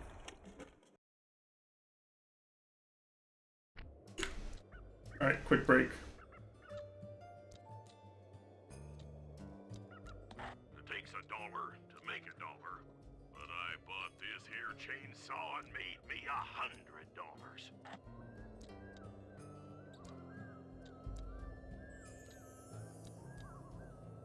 Like my pa always says, a sawed house is better than a dugout, but they both turn to mud.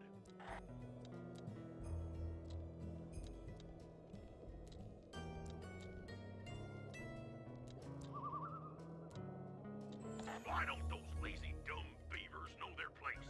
They ain't finding no work on this old sawmill. No, sir.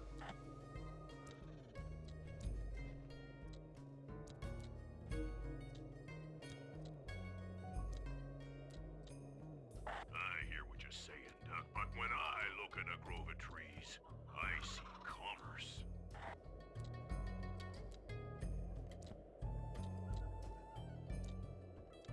No, last I heard, Dimitri was still in the poking. He's a slippery kind of fella. I'm sure he'll get out.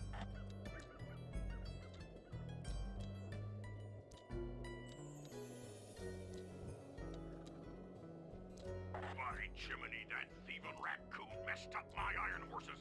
Makes me madder than a wet prairie dog.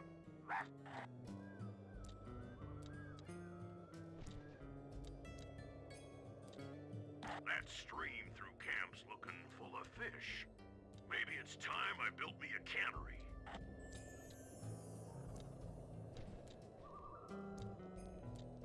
Yeah, that west field. The trees there are thicker than a plague of locusts. Alright, I guess let's show this Canadians who's boss. Like my pa always says, the only good fish is eating fish.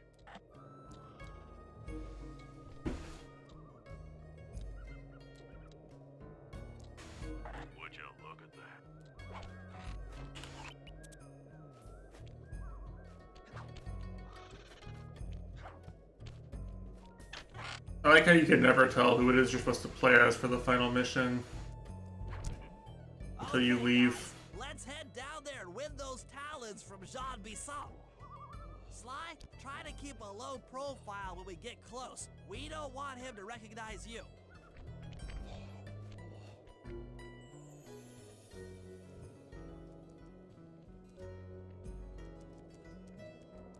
Excuse me, sir.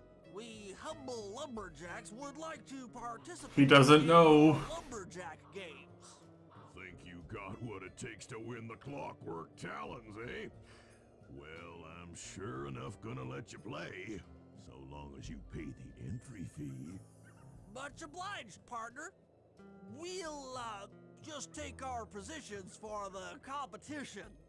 Enjoy the moment while you think you still got a chance. It's as close to winning as you'll ever get.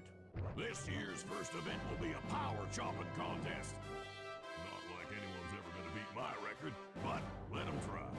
Alright, let's go, Murray.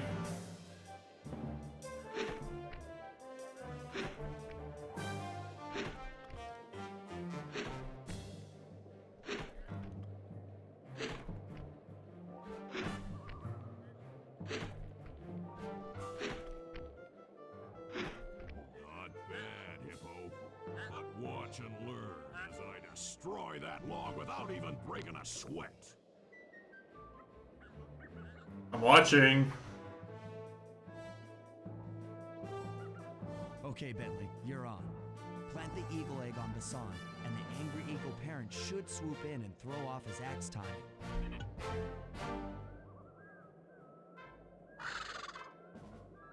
Oh no, the birds.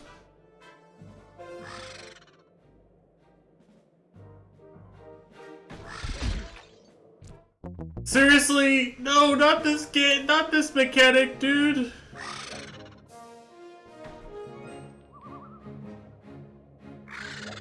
Where? How am I supposed to see them? How am I supposed to know? They don't. There's like they cry as soon as. What the fuck? There's no way. How are you supposed to see this?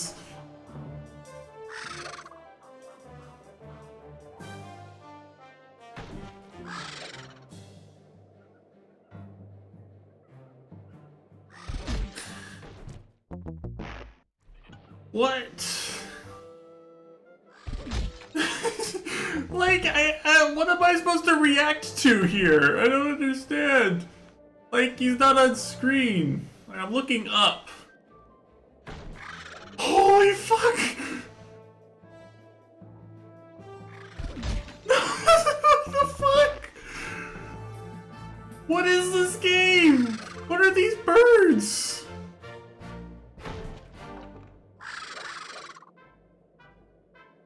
Yeah, I don't understand, like they just come from random directions. I can't, I have to walk this distance too, like I can't. What? What? Like, there's no buttons I can press to change my view or anything. What?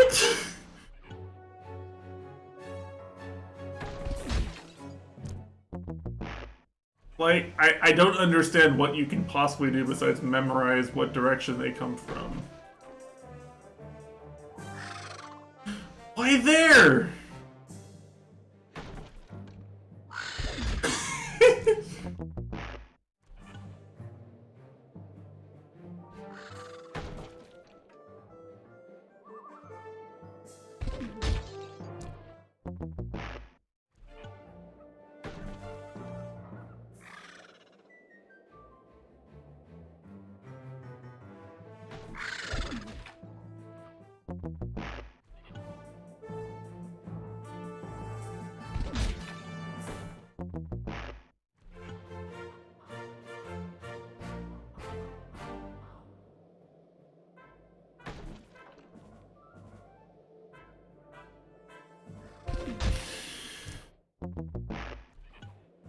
I don't understand. Like, I just simply do not understand.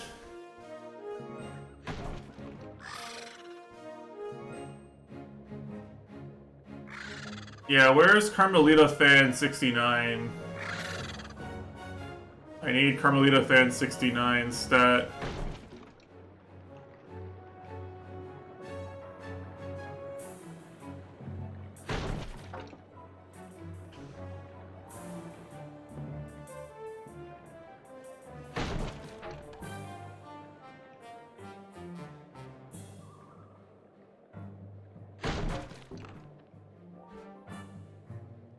Okay, that was awful.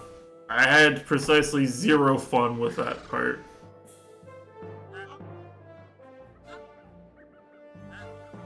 What? I think you better rethink them scores, boys. What you intended to give me was perfect tens, right? So your pink friend knows how to handle an axe. Let's see how you handle a vertical wall of ice.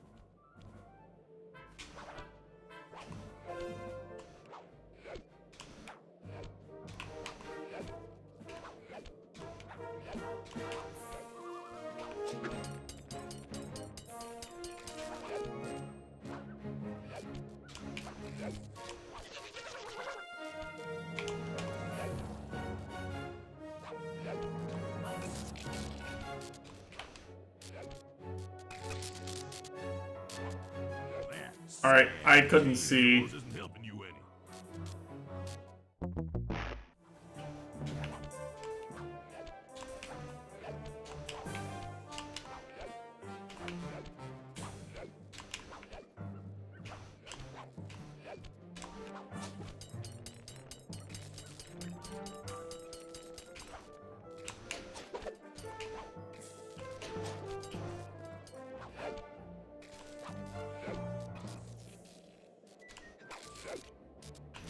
Where is my fucking jump, dude? Performance you shouldn't have even bothered showing up. Is that from the wiki? And the wiki guides on fandom are always like kind of just written by one guy who really cares and couldn't get their guide up on any other place usually in my experience.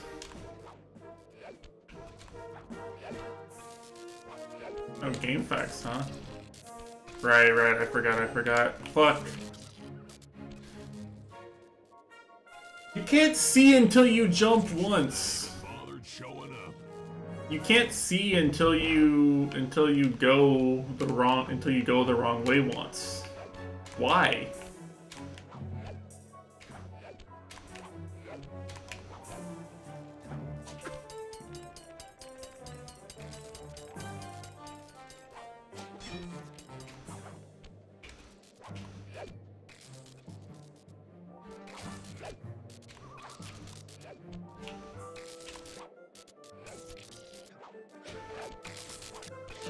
Sad caning.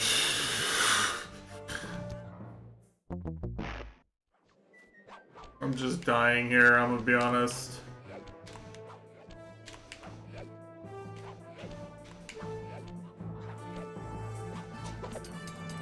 Like, you can see my inputs. I remember why I have inputs on for PS2 games. It's because of the first game of this. Where I was just like, there's no way anyone's gonna believe the game's like screwing me this much. Scrawny raccoon. Now, watch and learn as I demonstrate the art of power climbing. Hurry! Use those grapples to hook onto Bison. You will need to hook him with all 3 lines to pull him off the wall.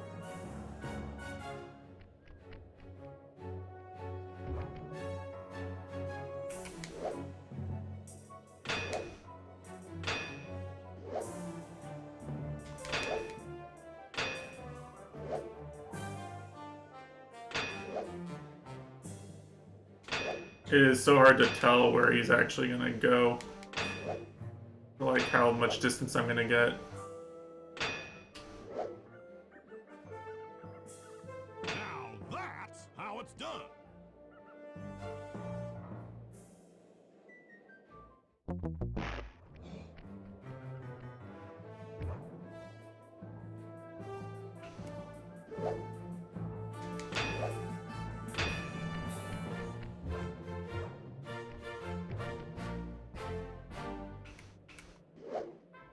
Yo, that's so fucking high, dude.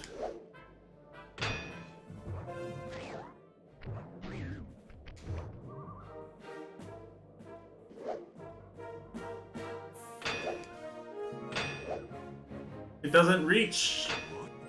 No applause for that masterful display of climbing? I feel like that third one hit, but maybe I'm just coping, I don't know.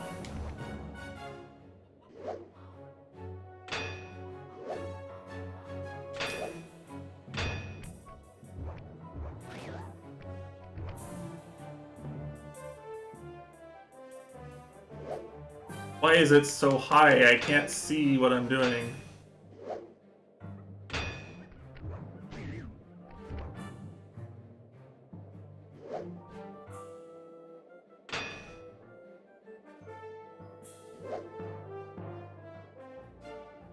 Why can you aim high? What? No applause for that masterful display of climbing?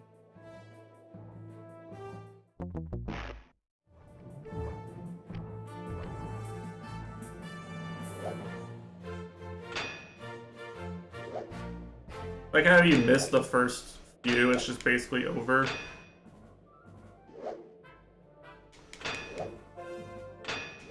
How are these all missing actually? How is the range so wrong? Like, what is with this? I need like a targeting reticule or something, dude. How does that not? What the? How did that not work? I am king of the mountain. This game is so frustrating. Maybe they fixed some of this stuff in the PS3 re-release. Like, maybe the reason people are, like, more prone to look back fondly on this game is because they fixed some of this stuff in future re-releases. I have a hard time believing that a lot of this shit didn't frustrate kids playing the game for the first time, you know? I guess it's just trial and error shit, but still. Ow! What? You see how sometimes it just stops short randomly? What is up with that? It seems you have pulled the wrong cards again. Did I ever tell any of you the story about the judge from last year's competition who mistakenly gave me a score other than 10?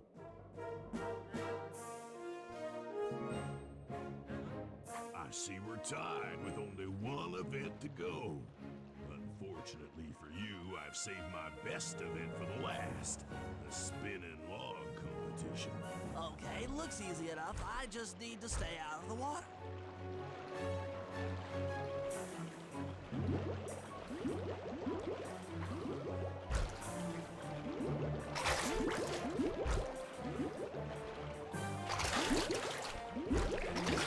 Okay.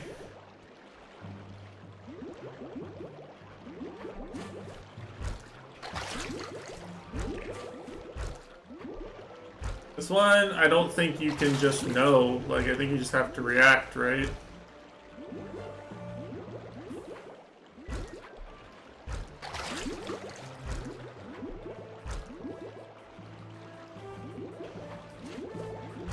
Maybe you just memorize this one?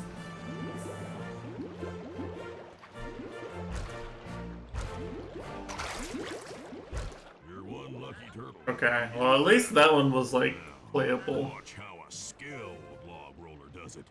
This is crazy. John Bisson's got those judges so intimidated, there's no way he can lose. You're right, Murray. Those guys need to go. Okay, I'm just making this up on the fly, but what if I were to lure the judges one by one into that cave? Once inside, you two will knock them out and take their clothes. Ingenious! when all 3 judges have been restrained, we'll be able to don our disguises and take their place at the judges' table. Sly, you can use the alarm clock gadget to distract the judges and lure them into the cave. That's a great plan, Sly, but you'll have to move fast. Once John Bisson... Yeah, so I don't know if this is winnable if you didn't buy the alarm clock before. By the way.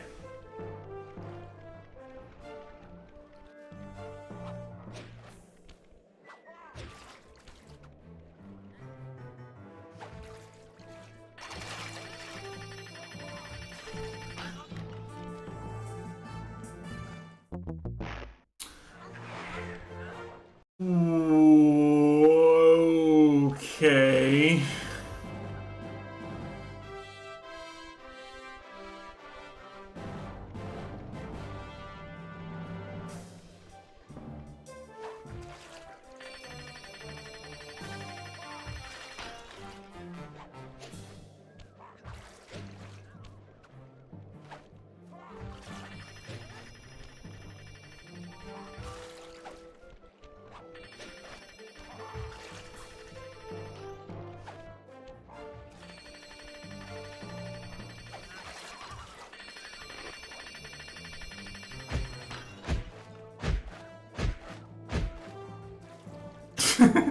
Alright, one down, I guess. Sure.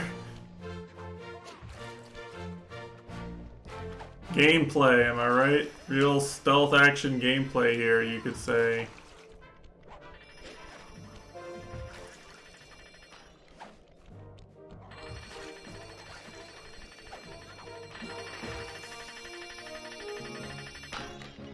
You didn't hear that one because it wasn't... Fuck. No! No! He got distracted by the other one! He didn't hear a new source of sound, he's just stun locked until the old one expires, I guess?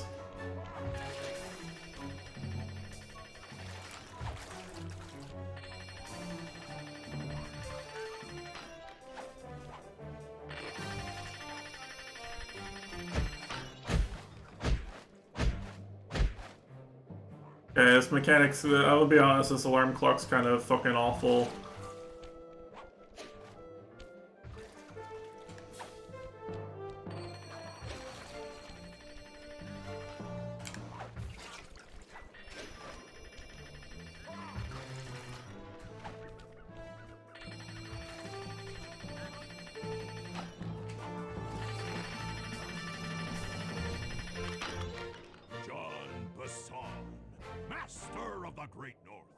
I messed up once, by the way. I threw the alarm clock wrong once. Like, it's literally, there's like no skill to it. You literally just sit there and line up a shot and just wait for the timer to run out.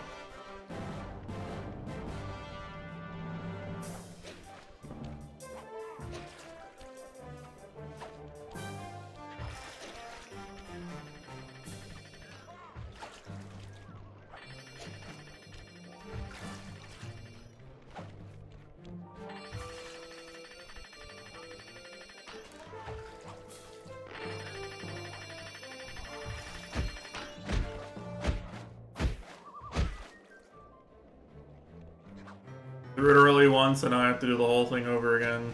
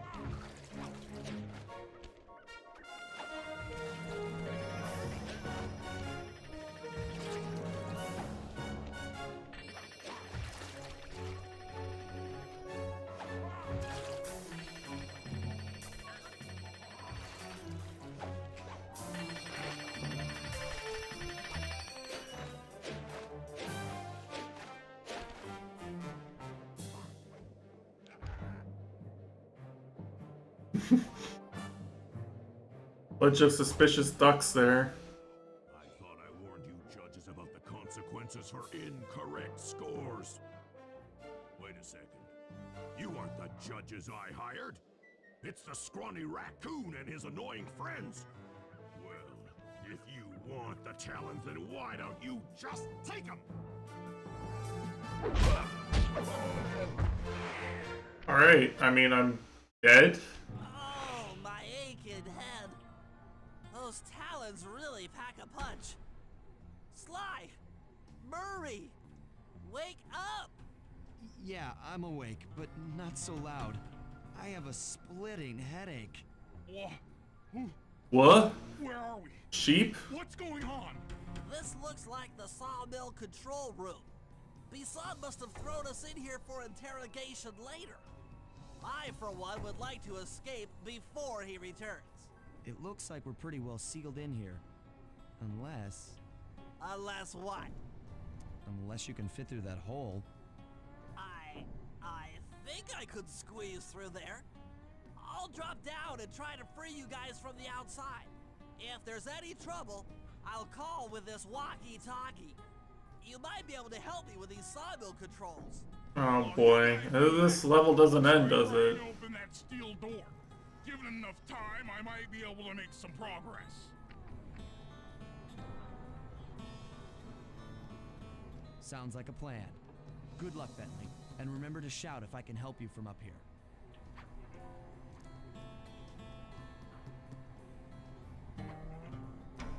Bentley, you okay? I can't see you from in here, but I heard the fall. I'll be fine. Just give me a moment to catch my breath. Well now, Candy Britches. I should have figured a puny turtle like you'd find a rat hole to squirm through. Well, I just dropped my glasses, had to come pick them up. I ain't like you, boy. I ain't stupid. When y'all were unconscious, me and my boys paid a visit to your hideout and found all them clockwork parts. Lucky thing, too. Arpeggio is willing to plunk down a king's ransom for the whole lot. I even threw in the talons. You sold all the clockwork parts? Uh-oh. Arpeggio has them all? I wouldn't expect one of your kind to understand the finer points of commerce. You turtles are too stupid to know a woodcutter Wow. from a woodchuck. That's it. He's racist I against show turtles. you just how stupid we turtles really are. Sly, on my command. I hear ya. Prepare yourself, Bisson. En garde. Okay, Walnut. Get ready for a smushing. Call out which lever I should pull. Cook 'em. Okay. Cook 'em. Flame 'em. Back. Sauce? How's that? Sauce. Come on in here, boys. Let's get this varmint. Saw blades. On it. Blades. 10-4. Blades. Uh-huh. Saws. Yep. Cook 'em. Done. Saws. There you go. Logs. All right. Saws. Saws. Blades. Saws. Uh-huh. Logs. Oh no. Logs. I fell. Bam! Sizzling sizzle. Okay. Saws. Yep. Yeah, this is actually kind of fun, I'll admit. Rubble. Log drop. There you go. Fire. Eat dynamite, turtle. Oh no, he's gonna start throwing shit at me, probably. Saws. Blades. Blades. 10-4. Saws. How's that? Blades. Cook 'em. How's Let 'em go. Blades. Oh no, I hit me. Cook 'em. 10-4. Come out, boys. Let's get to killing. Oh no. Blades. Oh. Blades.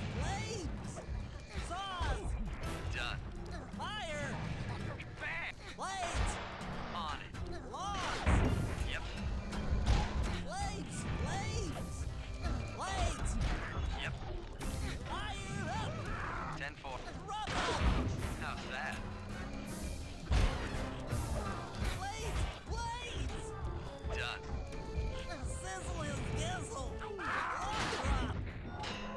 Oh, first try? Tarnation!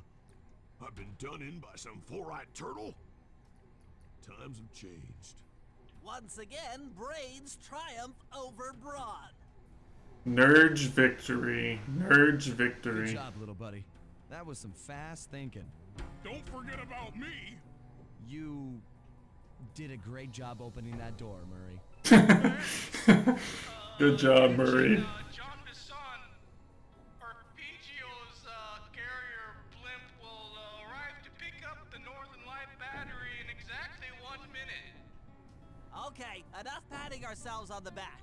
If we're going to get the clockwork parts back, we need to get onto that blimp. The silo battery isn't far. If we run, we can make it. Enough talk, let's move. Gameplay or cutscene? Shake a leg. That blimp's on its way. Do I have to do this as Bentley? Okay, I mean, sure, I guess. Why not? Just make me play as Bentley again for this part.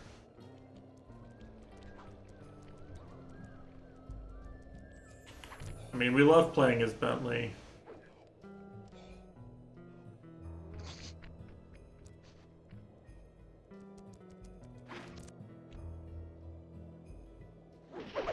Okay, it's a cutscene at least. Pretty shrimple.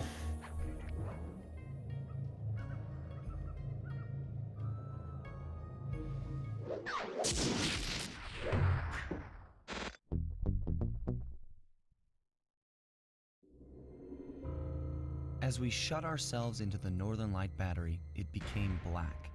For a few long minutes, we just sat there in darkness. No one dared to talk for fear that Jean Bisson's men might discover where we were hiding. Time seemed to have stopped. And then, we felt it. We were being lifted up to Arpeggio's blimp. It was all so strange. The focus of all our schemes had been stolen from us. GG opening one reference, damn.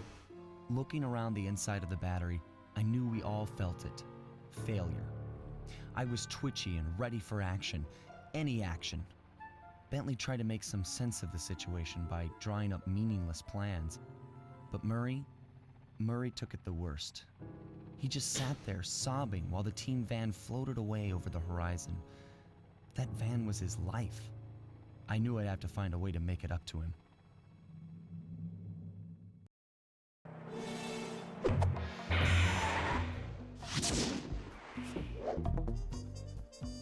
Alright, I guess, last one.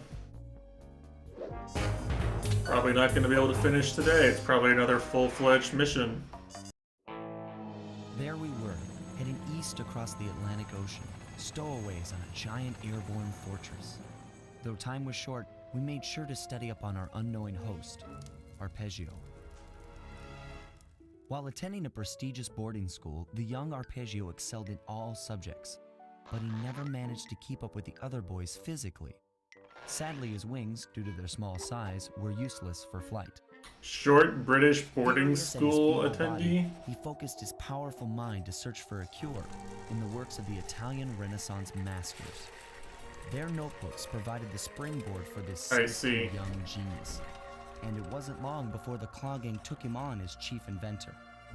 His talents must have been at work repurposing all the clockwork parts for their criminal schemes. And now this mastermind is in possession of all the parts. It's only a matter of time before he puts them back together. And when that happens, well, I'm not gonna let that happen.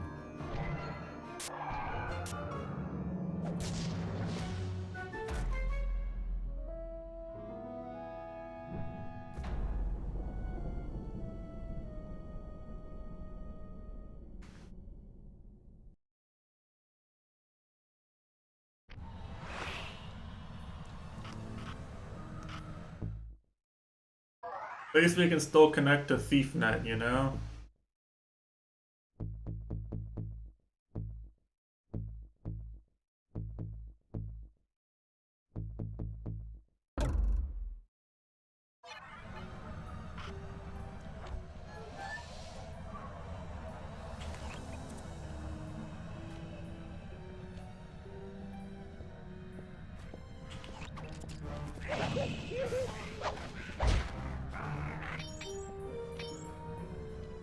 I going?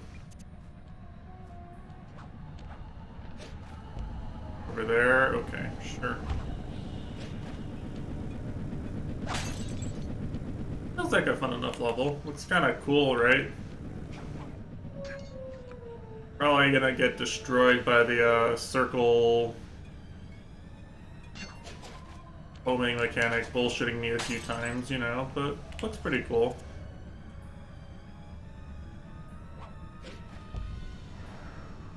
Early.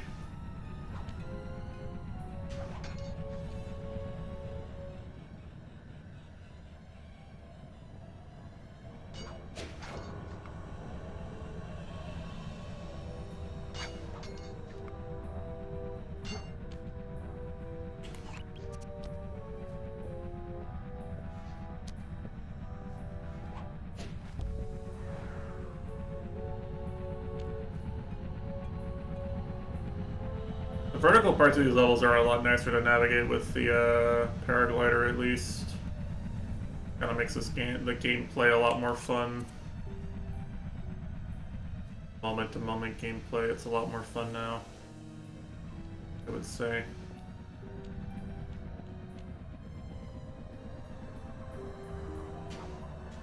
I pressed circle! My bad. My bad, guys, my bad.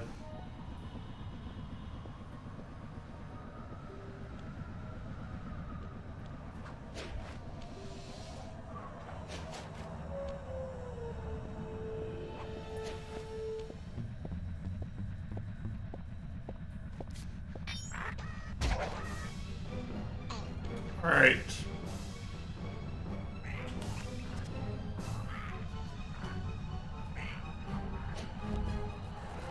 Guess I'm down here now. That looks like a mission area later on, probably.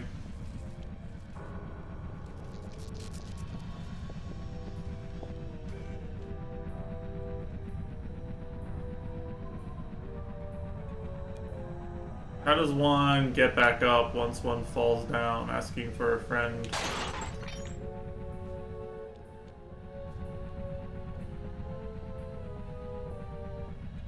Where do I have to go? Holy fuck. There's no way.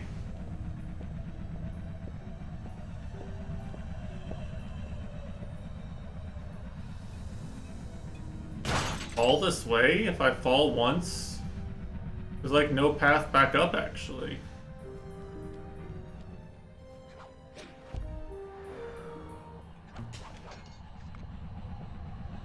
You get like over here.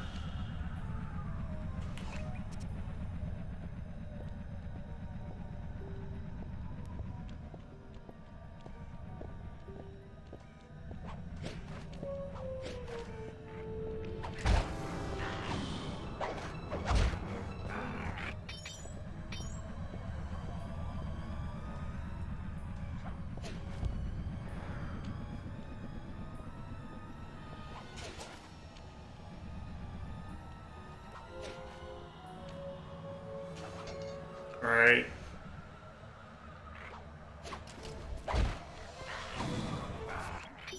My instruments have picked up large magnetic fields radiating from inside that blimp. If Arpeggio's already started reassembling clockwork, that's where you'll find it. Sounds good. I'm on my way. Don't waste any time here, Sly. Get to the blimp and take some recon photos. To build a plan, we need to know how close they are to reviving clockwork. Relax, Bentley. I've got it under control. He's got it under control. Do I have Sly under control? I'm not sure.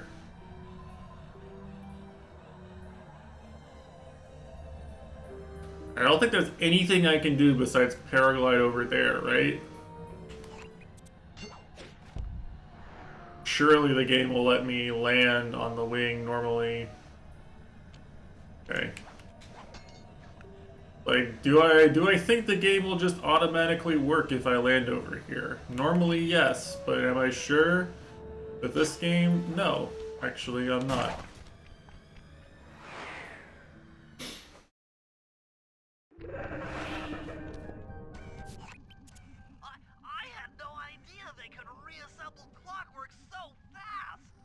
calm down, Bentley.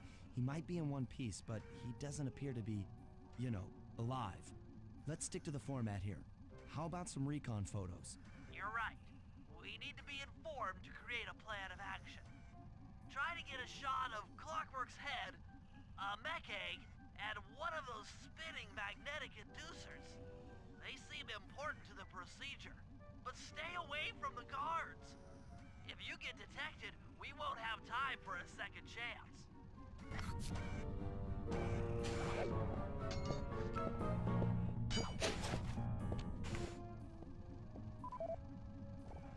Alright, time for a Beyond Good and Evil reference.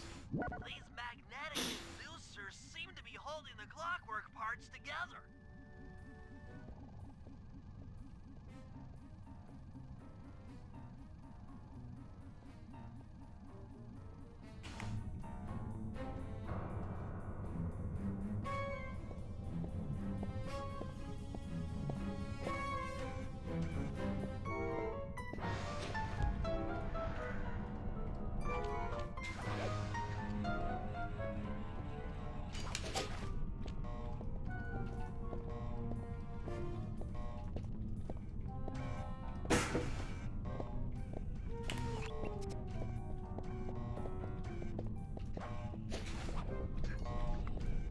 Yikes.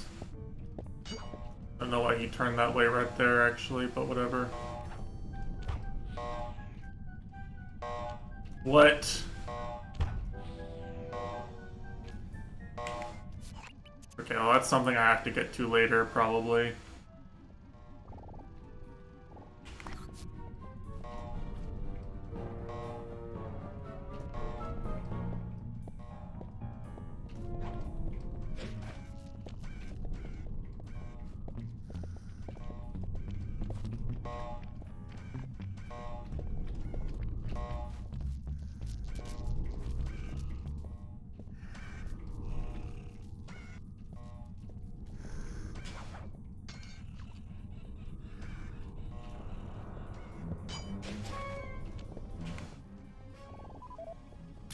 Clockwork appears completely inanimate.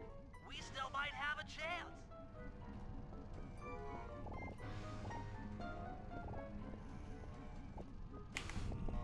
What am I taking a picture of exactly here?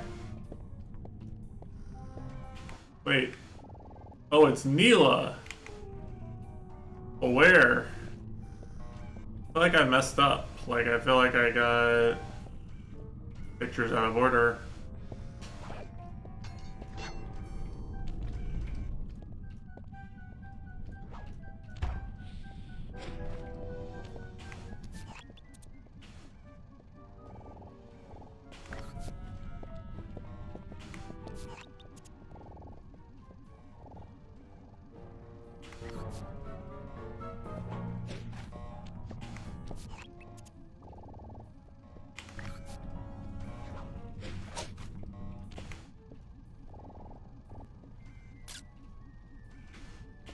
How am I not?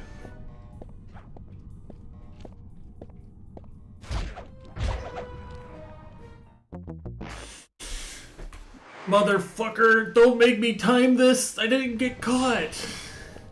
Holy shit, game.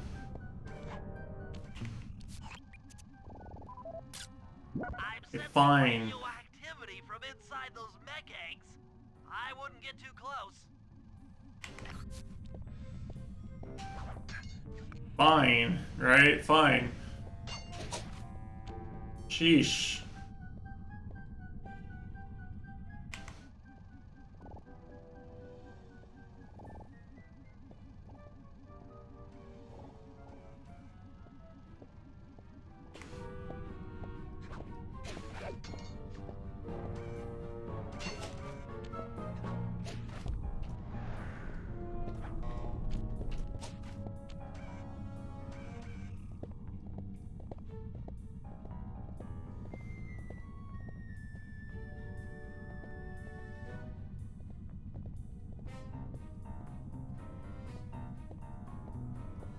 You know what? Beyond Good and Evil will let me kill the guards, Madge.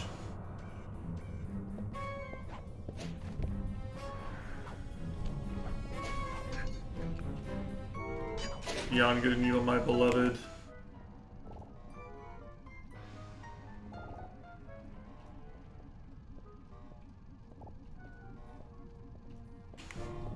Am I not close enough?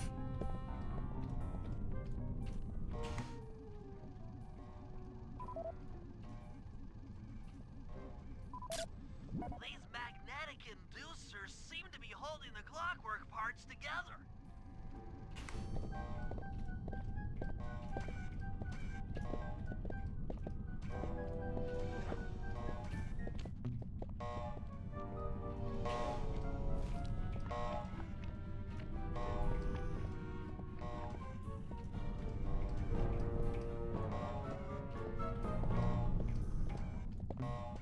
Waiting, any waiting enjoyers? You love waiting here, right? Peep's favorite emote. He posts waiting even when he's not waiting for anything at all.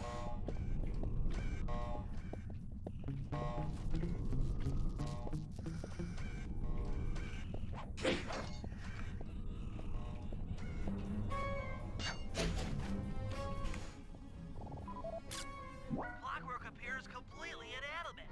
We still might have a chance. Sly, I'm detecting voices from the front of the blimp. I think it's Arpeggio.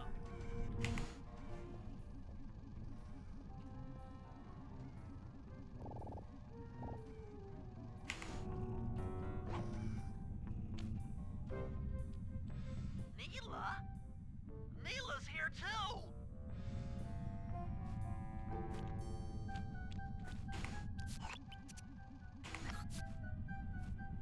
Thankfully, she can't see through the window.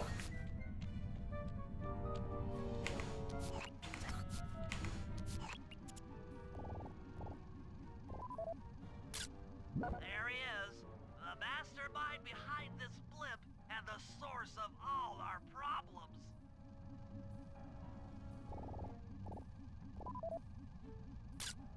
I can't believe it! She must have been working with Arpeggio all along. What do you think? Working with Arpeggio all the time, or super ultra goober deep cover? She's actually a hero the whole time. Conspired together to rebuild Clockwork, and it looks like they're dangerously close to realizing their goal. Look, Bentley, I know Do you it's think not trust the your British style, furry but cutie? plan of attack. Try to think of a way, any way. Or to she's stop an ultimate Clockwork from spy? being reassembled. Well, those magnetic inducers seem to be holding the parts together. If you reverse their polarity, it should pull Clockwork apart. Unfortunately, the inducer speed control station is locked down tight. Pickpocket keys from the 4 patrolling guards to get at it. Then you'll need to manually reverse the polarity of each inducer deck at the top of their rotation. Plot, yeah, plot seems important.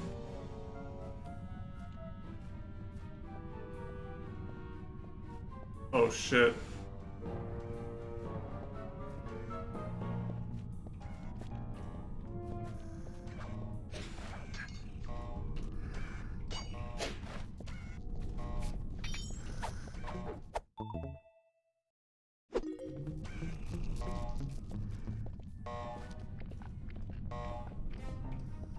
Plot is pretty important, you know?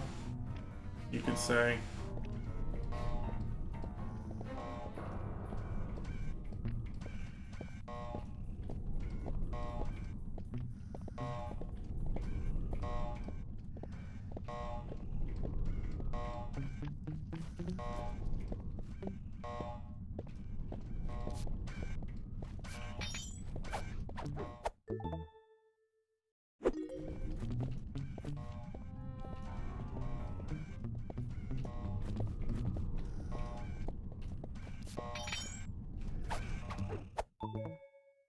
Marvel Rivals plot. Hey, look, whatever Galactica says is important, okay? She's queen. She's gonna be in the new Fantastic Four movie because they need to tie in with Marvel Rivals, their most important property. We all know this.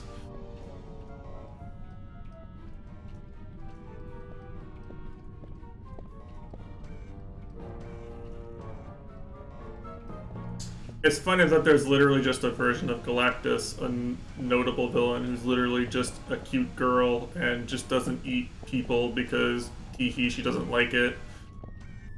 She doesn't want to be mean.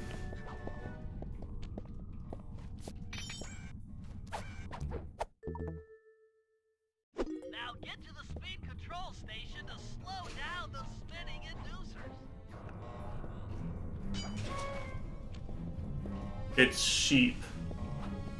Right, true.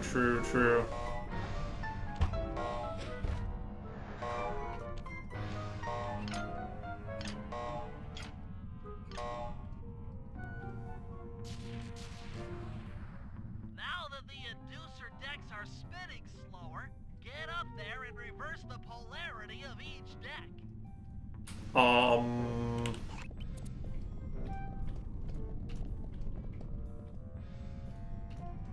Okay.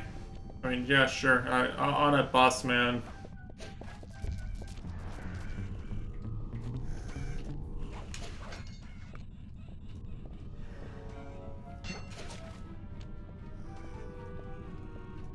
Not sure how.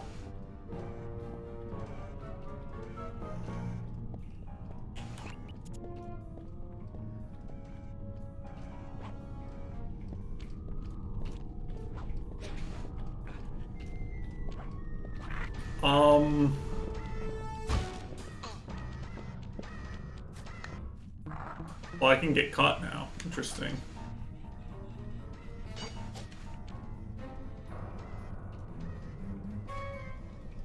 How the fuck do I get over to the inducers?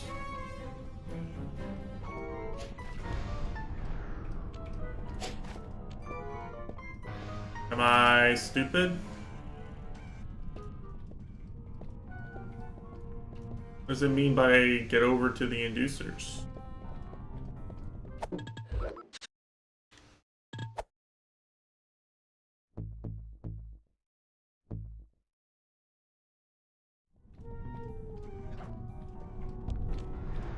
I can't go down that far.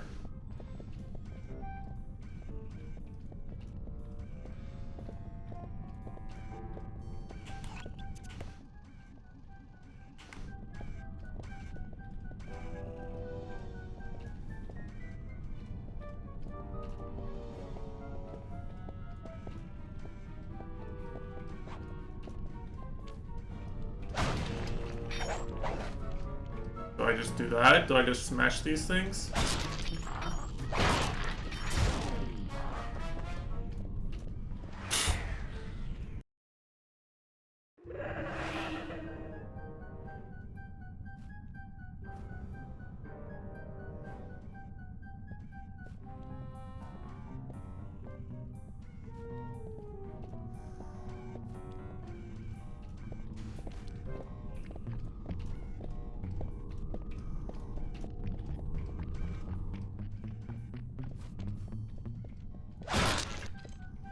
Didn't do anything.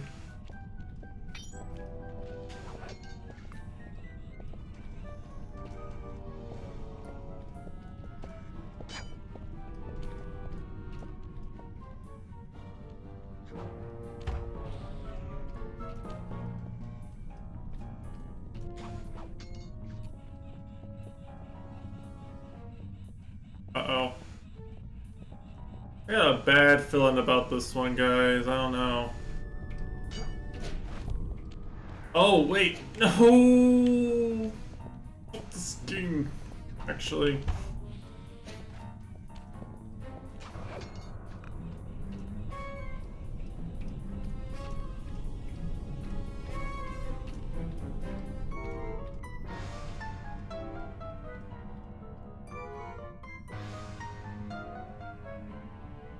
Camera is not the most helpful it could be here either.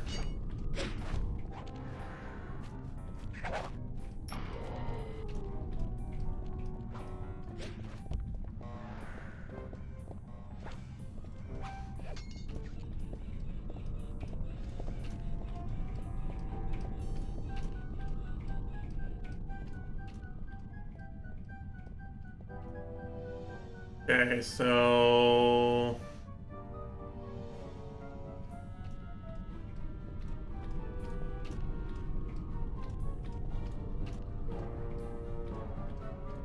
waiting.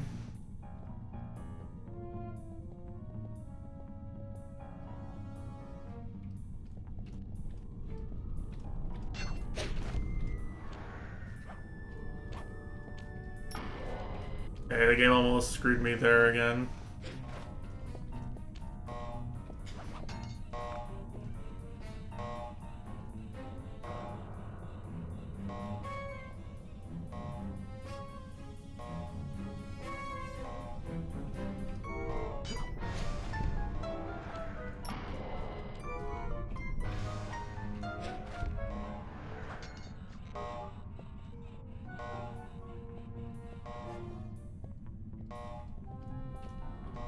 And imagine like failing your speedrun to doing this part.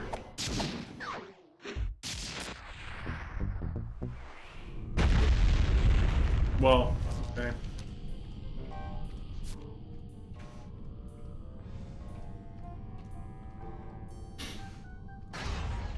What's all this then?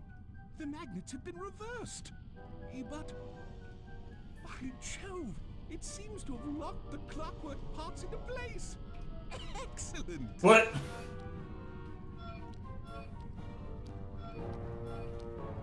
We helped. Sly Cooper! Of course this would be your doing. Ah, Mr. Cooper. No doubt you believed a reversal would pull the old bird apart, eh? But it seems to have had quite the opposite effect. I'm truly grateful. When fully powered up, I'll join myself to its circuits and be born anew! All this because you can't fly. You're pathetic. Immortality! Immortality is what I seek. The other Claw Gang members were much too short-sighted. They were satisfied using the clockwork parts to drive their various trivial schemes. But not me. No. I saw them for what they really were. The keys to life eternal. So, what? You had Neela put me on the scent back in Cairo, and then waited while I stole the parts from the other Claw Gang members, all the while not arousing any suspicion that you were behind it all? You make it sound easy, Cooper. I had to carry your pathetic gang through that first set of heists. I was overjoyed when Arpeggio let me toss you in jail. I could finally go after the parts myself. Ah, but acquiring all the parts was only half the equation. Think, Cooper. What kept Clockwork alive for thousands of years? He was fueled by his hatred for my family. Splendid! That's right. Hatred. Putting his gears and wires together was child's play, compared with accumulating that much hatred. You can't make people hate. Oh, my Yeah, you can. boy. My meticulous mind has found a way. As your hippopotamus friend will attest, spice consumption makes you both angry and susceptible to hypnosis. The Contessa, hypnotist extraordinaire, devised a way to command people through the use of flashing lights. I've created this blimp to be a massive transmitter of those precise light frequencies. Damn, this is just Danganronpa. Was finding a suitable source of light waves. The Northern Lights. You've been collecting Northern Light energy so you could hypnotize everyone beneath the blimp.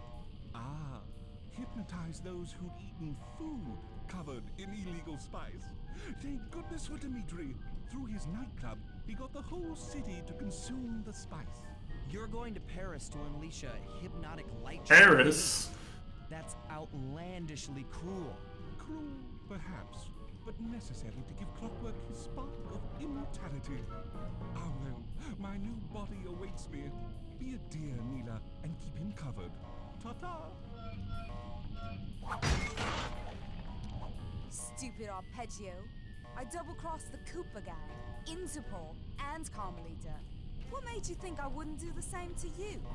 Damn, she's good. This is preposterous. You're my protege, not the next candidate for my immortality. I demand you exit the Clockwork frame or...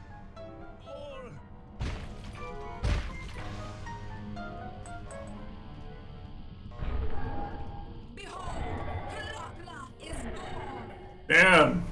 Alright, well, I mean, I guess she had one more double cross in her, but she's still the villain.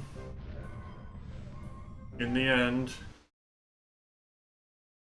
Are they really gonna make me do more jobs? As we all know, things are looking grim. Neela has joined herself to the Clockwork Frame, and the Union has produced Clockla. She's out and free to terrorize the world. This blimp is still in motion to Paris. I could only assume Arpeggio's autopilot will activate the Hate Hypnosis light show. If that happens, there will be no stopping Clockla. She'll be immortal. But we still have a chance. In her new form, she'll need to draw a lot of energy from this blimp's engines to stay strong. If we can disable the engines, that should be enough to weaken her to a state in which we can attack. Getting at these engines will require all three of us to work together in perfect harmony.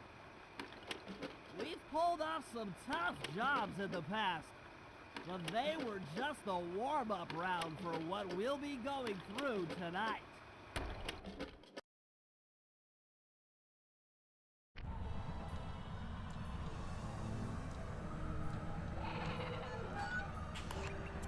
Alright, it really is just go do the jobs again, I guess.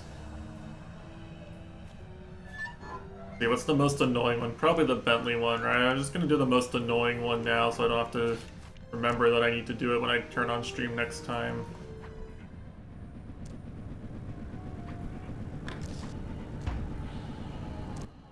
That's one of the engines that needs to be disabled. I won't lie to you, Murray. This is going to be a tough job that requires both our skills. My skills? Okay, Bentley, if you say so. First, I'll need to hack the stations controlling access to the engine room. Then, Murray, you'll need to head inside and use your muscle to finish the job. The Murray will be ready to go. Alright, the Murray will do it. You believe in the Murray, right, Shirley? The Murray would never fail.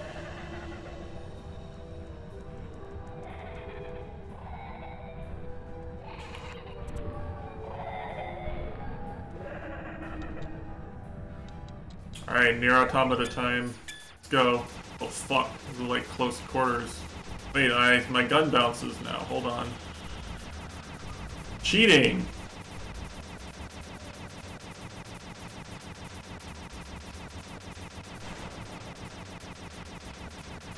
Cheesing.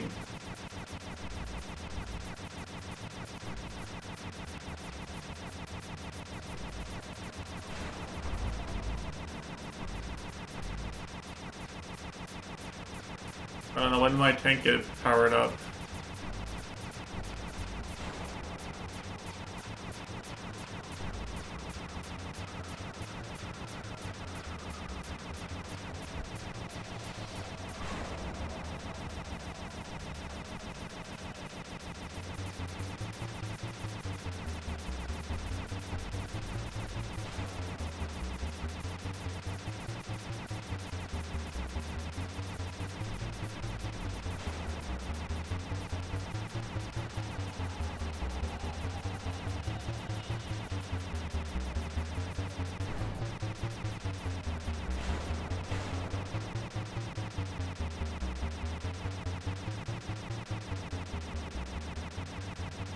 Alright, it's got a lot easier.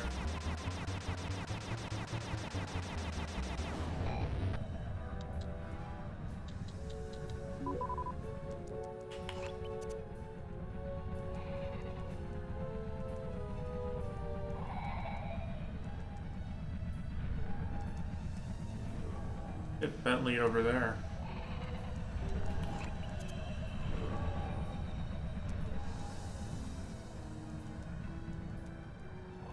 Put a jump pad over here.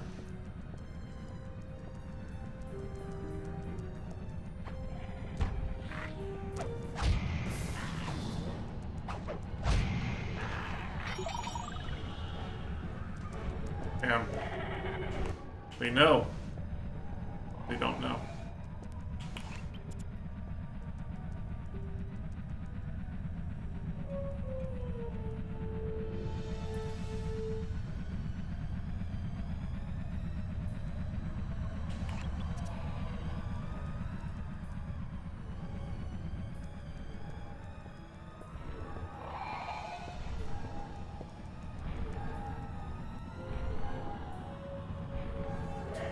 I gonna get Bentley up here?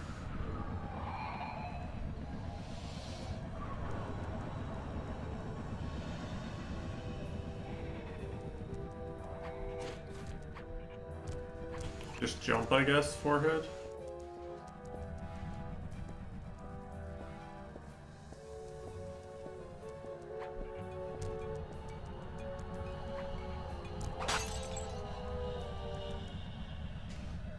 Alright, hacking time again.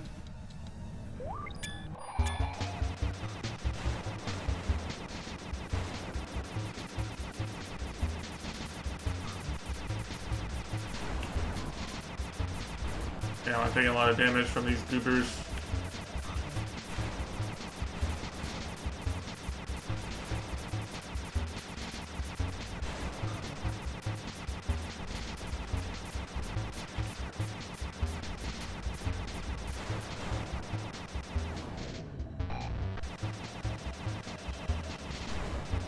Yeah, I'm pretty sure there's 2 of these things, probably.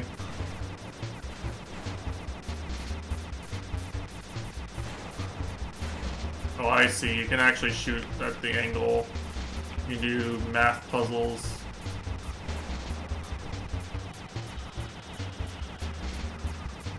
Make this shrimple.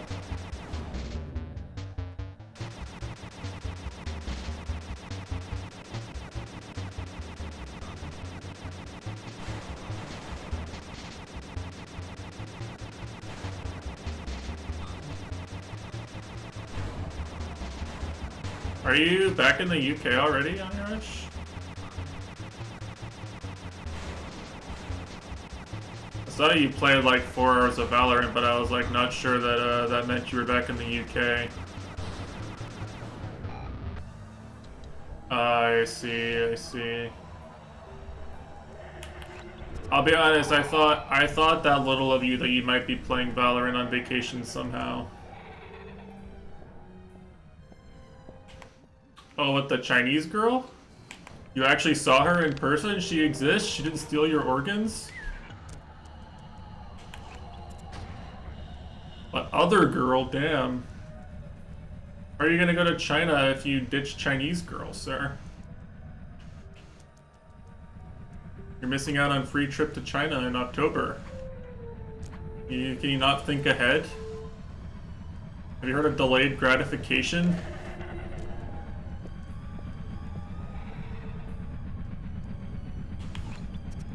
I see, I see. Soka, Soka.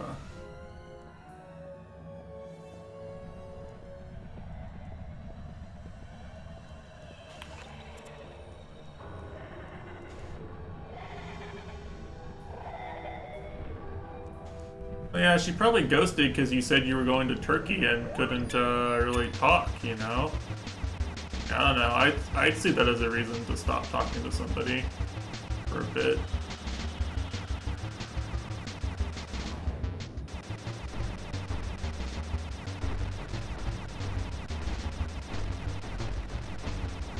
Fucked by Turkey. Blame Goryuka, that's all you can do.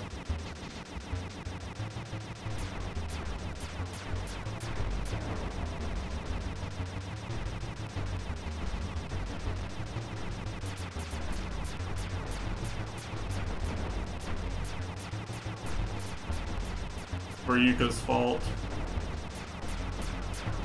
If Ryuka wasn't the way he is, you would be on a date right now. Yeah, moving is exhausting though. Like, I paid for movers, like straight up. I was just like, I didn't have the mental energy because of how upsetting living in my apartment was. I just paid. Packing is exhausting too, to be honest.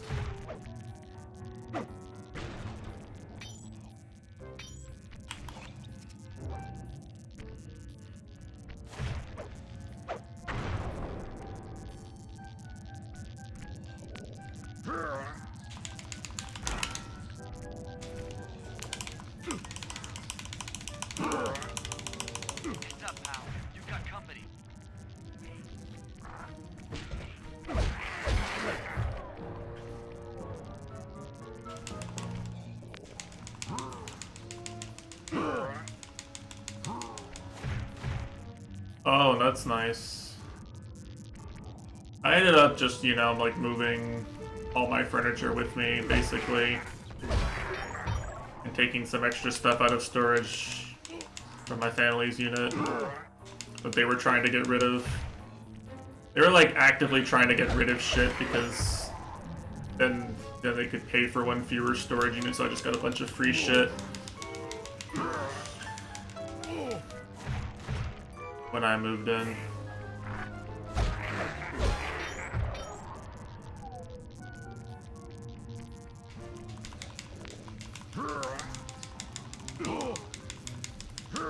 I'm still sleeping on my bed I slept on the whole time I was in my apartment though. Same mattress and everything. I can afford like a nice proper bed frame and a, you know, larger mattress and stuff, but I don't really see the point.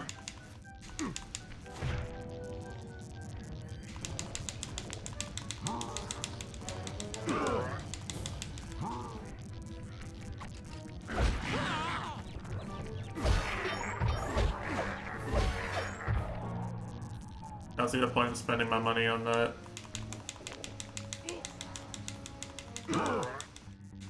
Nice work.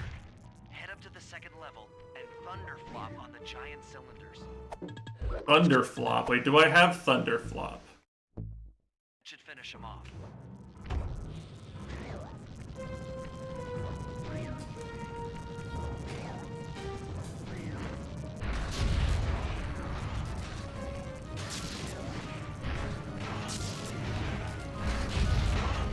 I guess I'm just belly flopping normally.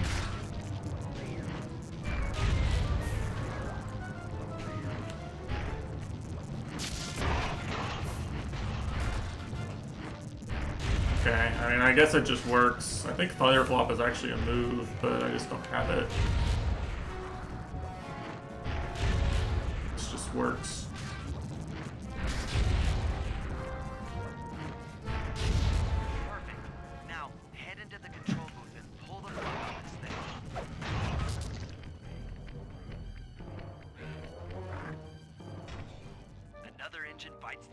Get Futon, yeah. Actually, why don't you just tear up your floorboards and install tatami mats, you know? I don't see a downside, really. And you can live in the tatami galaxy.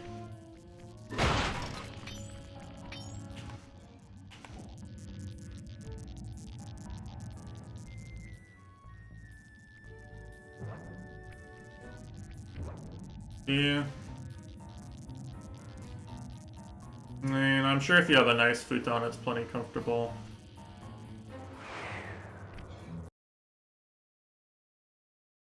I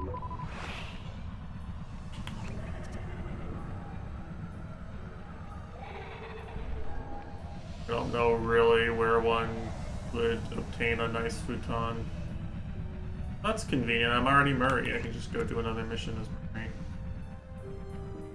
Calculated by my speedrun routing.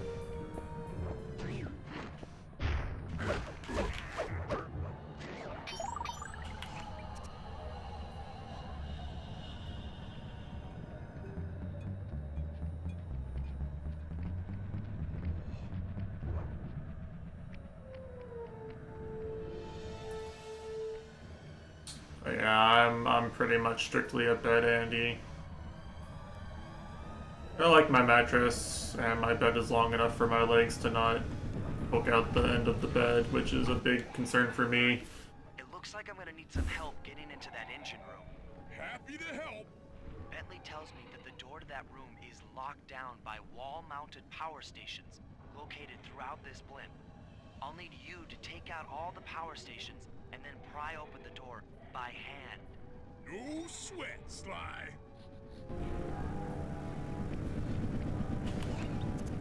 Damn, this ending is starting to feel a bit padded, bros. Like, I don't know. Starting to feel like Mario and Luigi brother shit, you know what I'm saying? Catch my drift. Starting to feel like,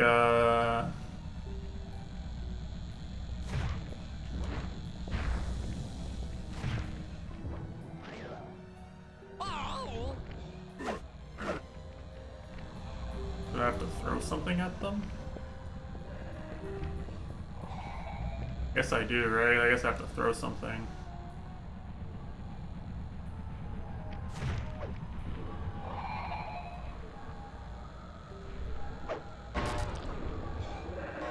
Seriously?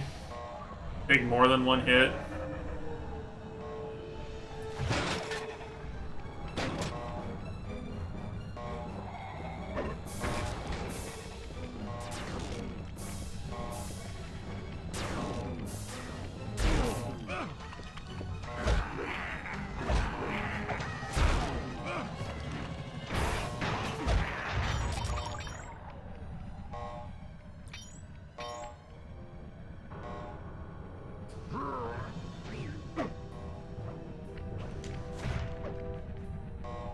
Three.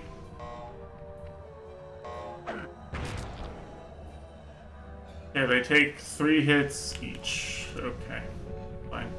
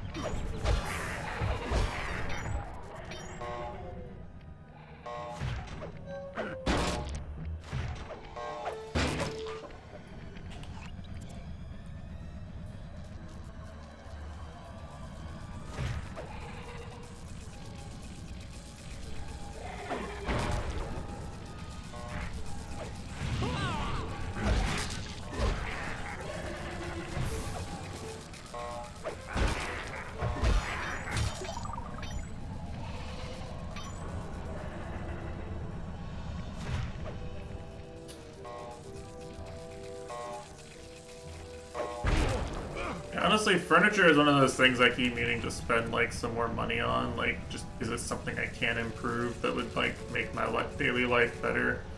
Like I never seem to find the motivation to actually spend the damn money. Too lazy for it for some reason.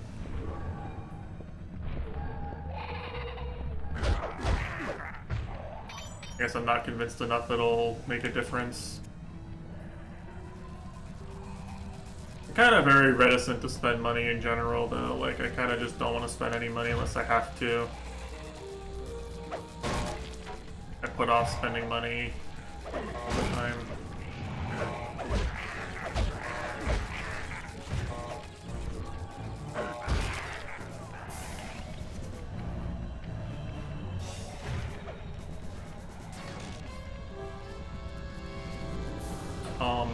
How do I...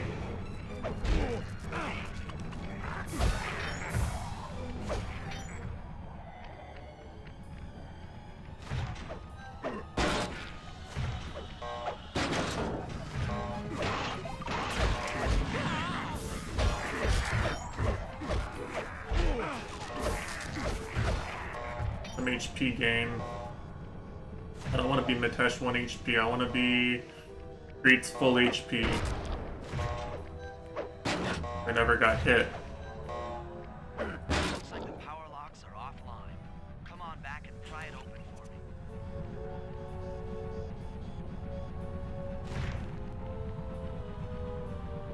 All the way back there, eh? I mean, okay, sure. Why not? Work, work.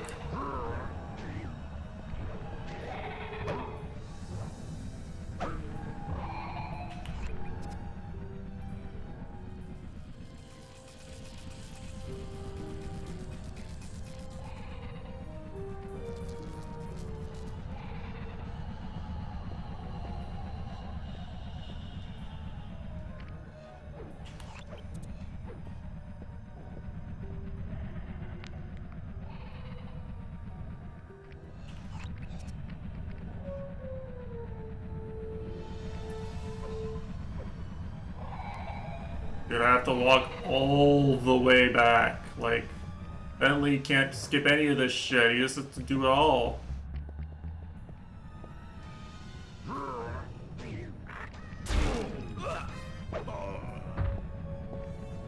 Please respawn me with all the things broken. Looks like the power locks are offline. Come on back and pry it open for me. Where am I? I'm at the last lock I did, I think.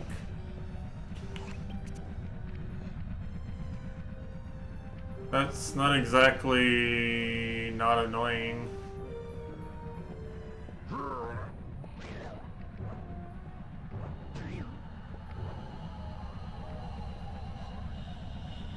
I mean, I think you could probably get away with taking a day off to move. That's a pretty like acceptable workplace excuse, right? And I know you just took time off, but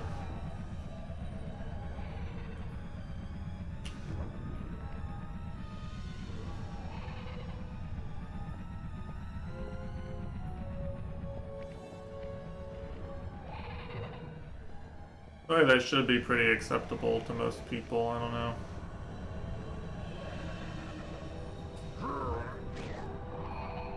Maybe it's not. Maybe it's not based on your workplace habits. I don't know. I took. Well, did I take time off? I did it over Memorial Day weekend, so I didn't have to take time off. I did it over a 3-day weekend. That's the cheat code.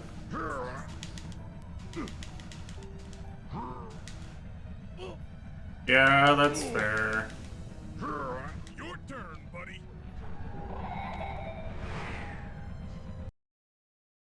Careful, Sly. This place is packed with laser security. Whoa, lasers. To the far end of this room, then jump up to the second level to get at the engine room control center.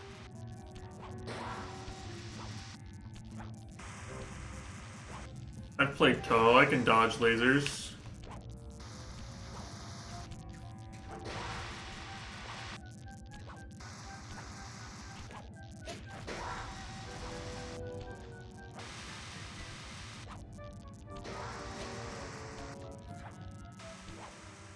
This is where I want to go, right? Alright, the control center is opposite your position in the room. With some well-timed spire jumping, you should be able to get access. Wait, what?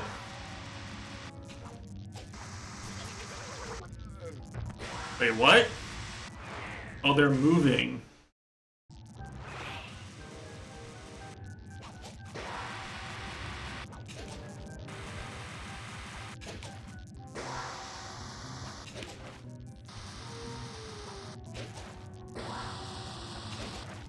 Gossipy seems like they'd be fun to see in person, I don't know.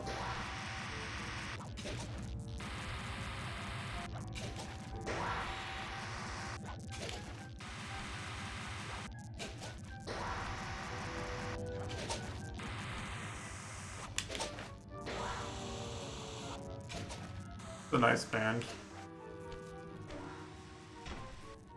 That's lights out for this engine.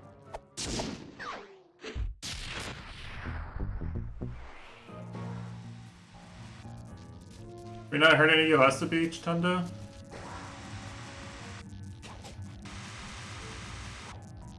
I feel like you've definitely heard at least one of their songs and maybe you don't know it.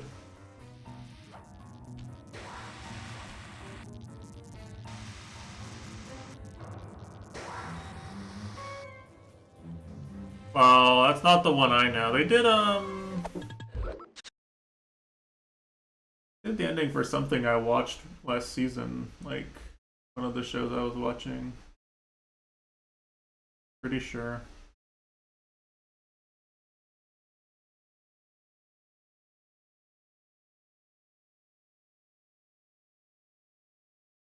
Oh, what was...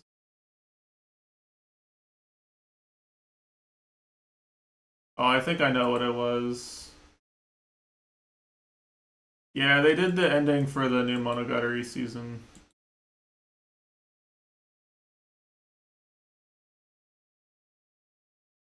They did the Undead song. Yeah, that was them too. Yeah, it's a good song.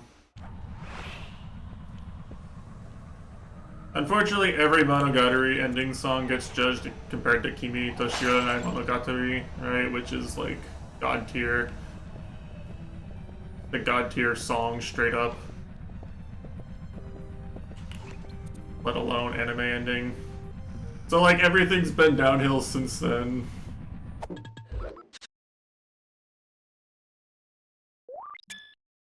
Alright, I'm gonna trust this game is gonna stall long enough that, next stream is just a full stream of content. I have faith, this game can stall. This game is the goat of stalling. Mario and Luigi Brothership is washed. Just like sheep.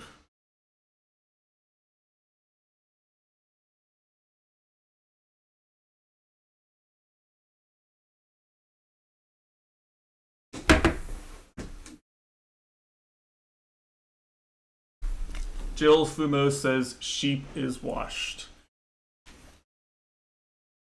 Alright, I'm out. I'll be back on Thursday. If the country's still standing by then. Finish the game. Make progress on the queue. Imagine making progress on your queue. Alright, bye.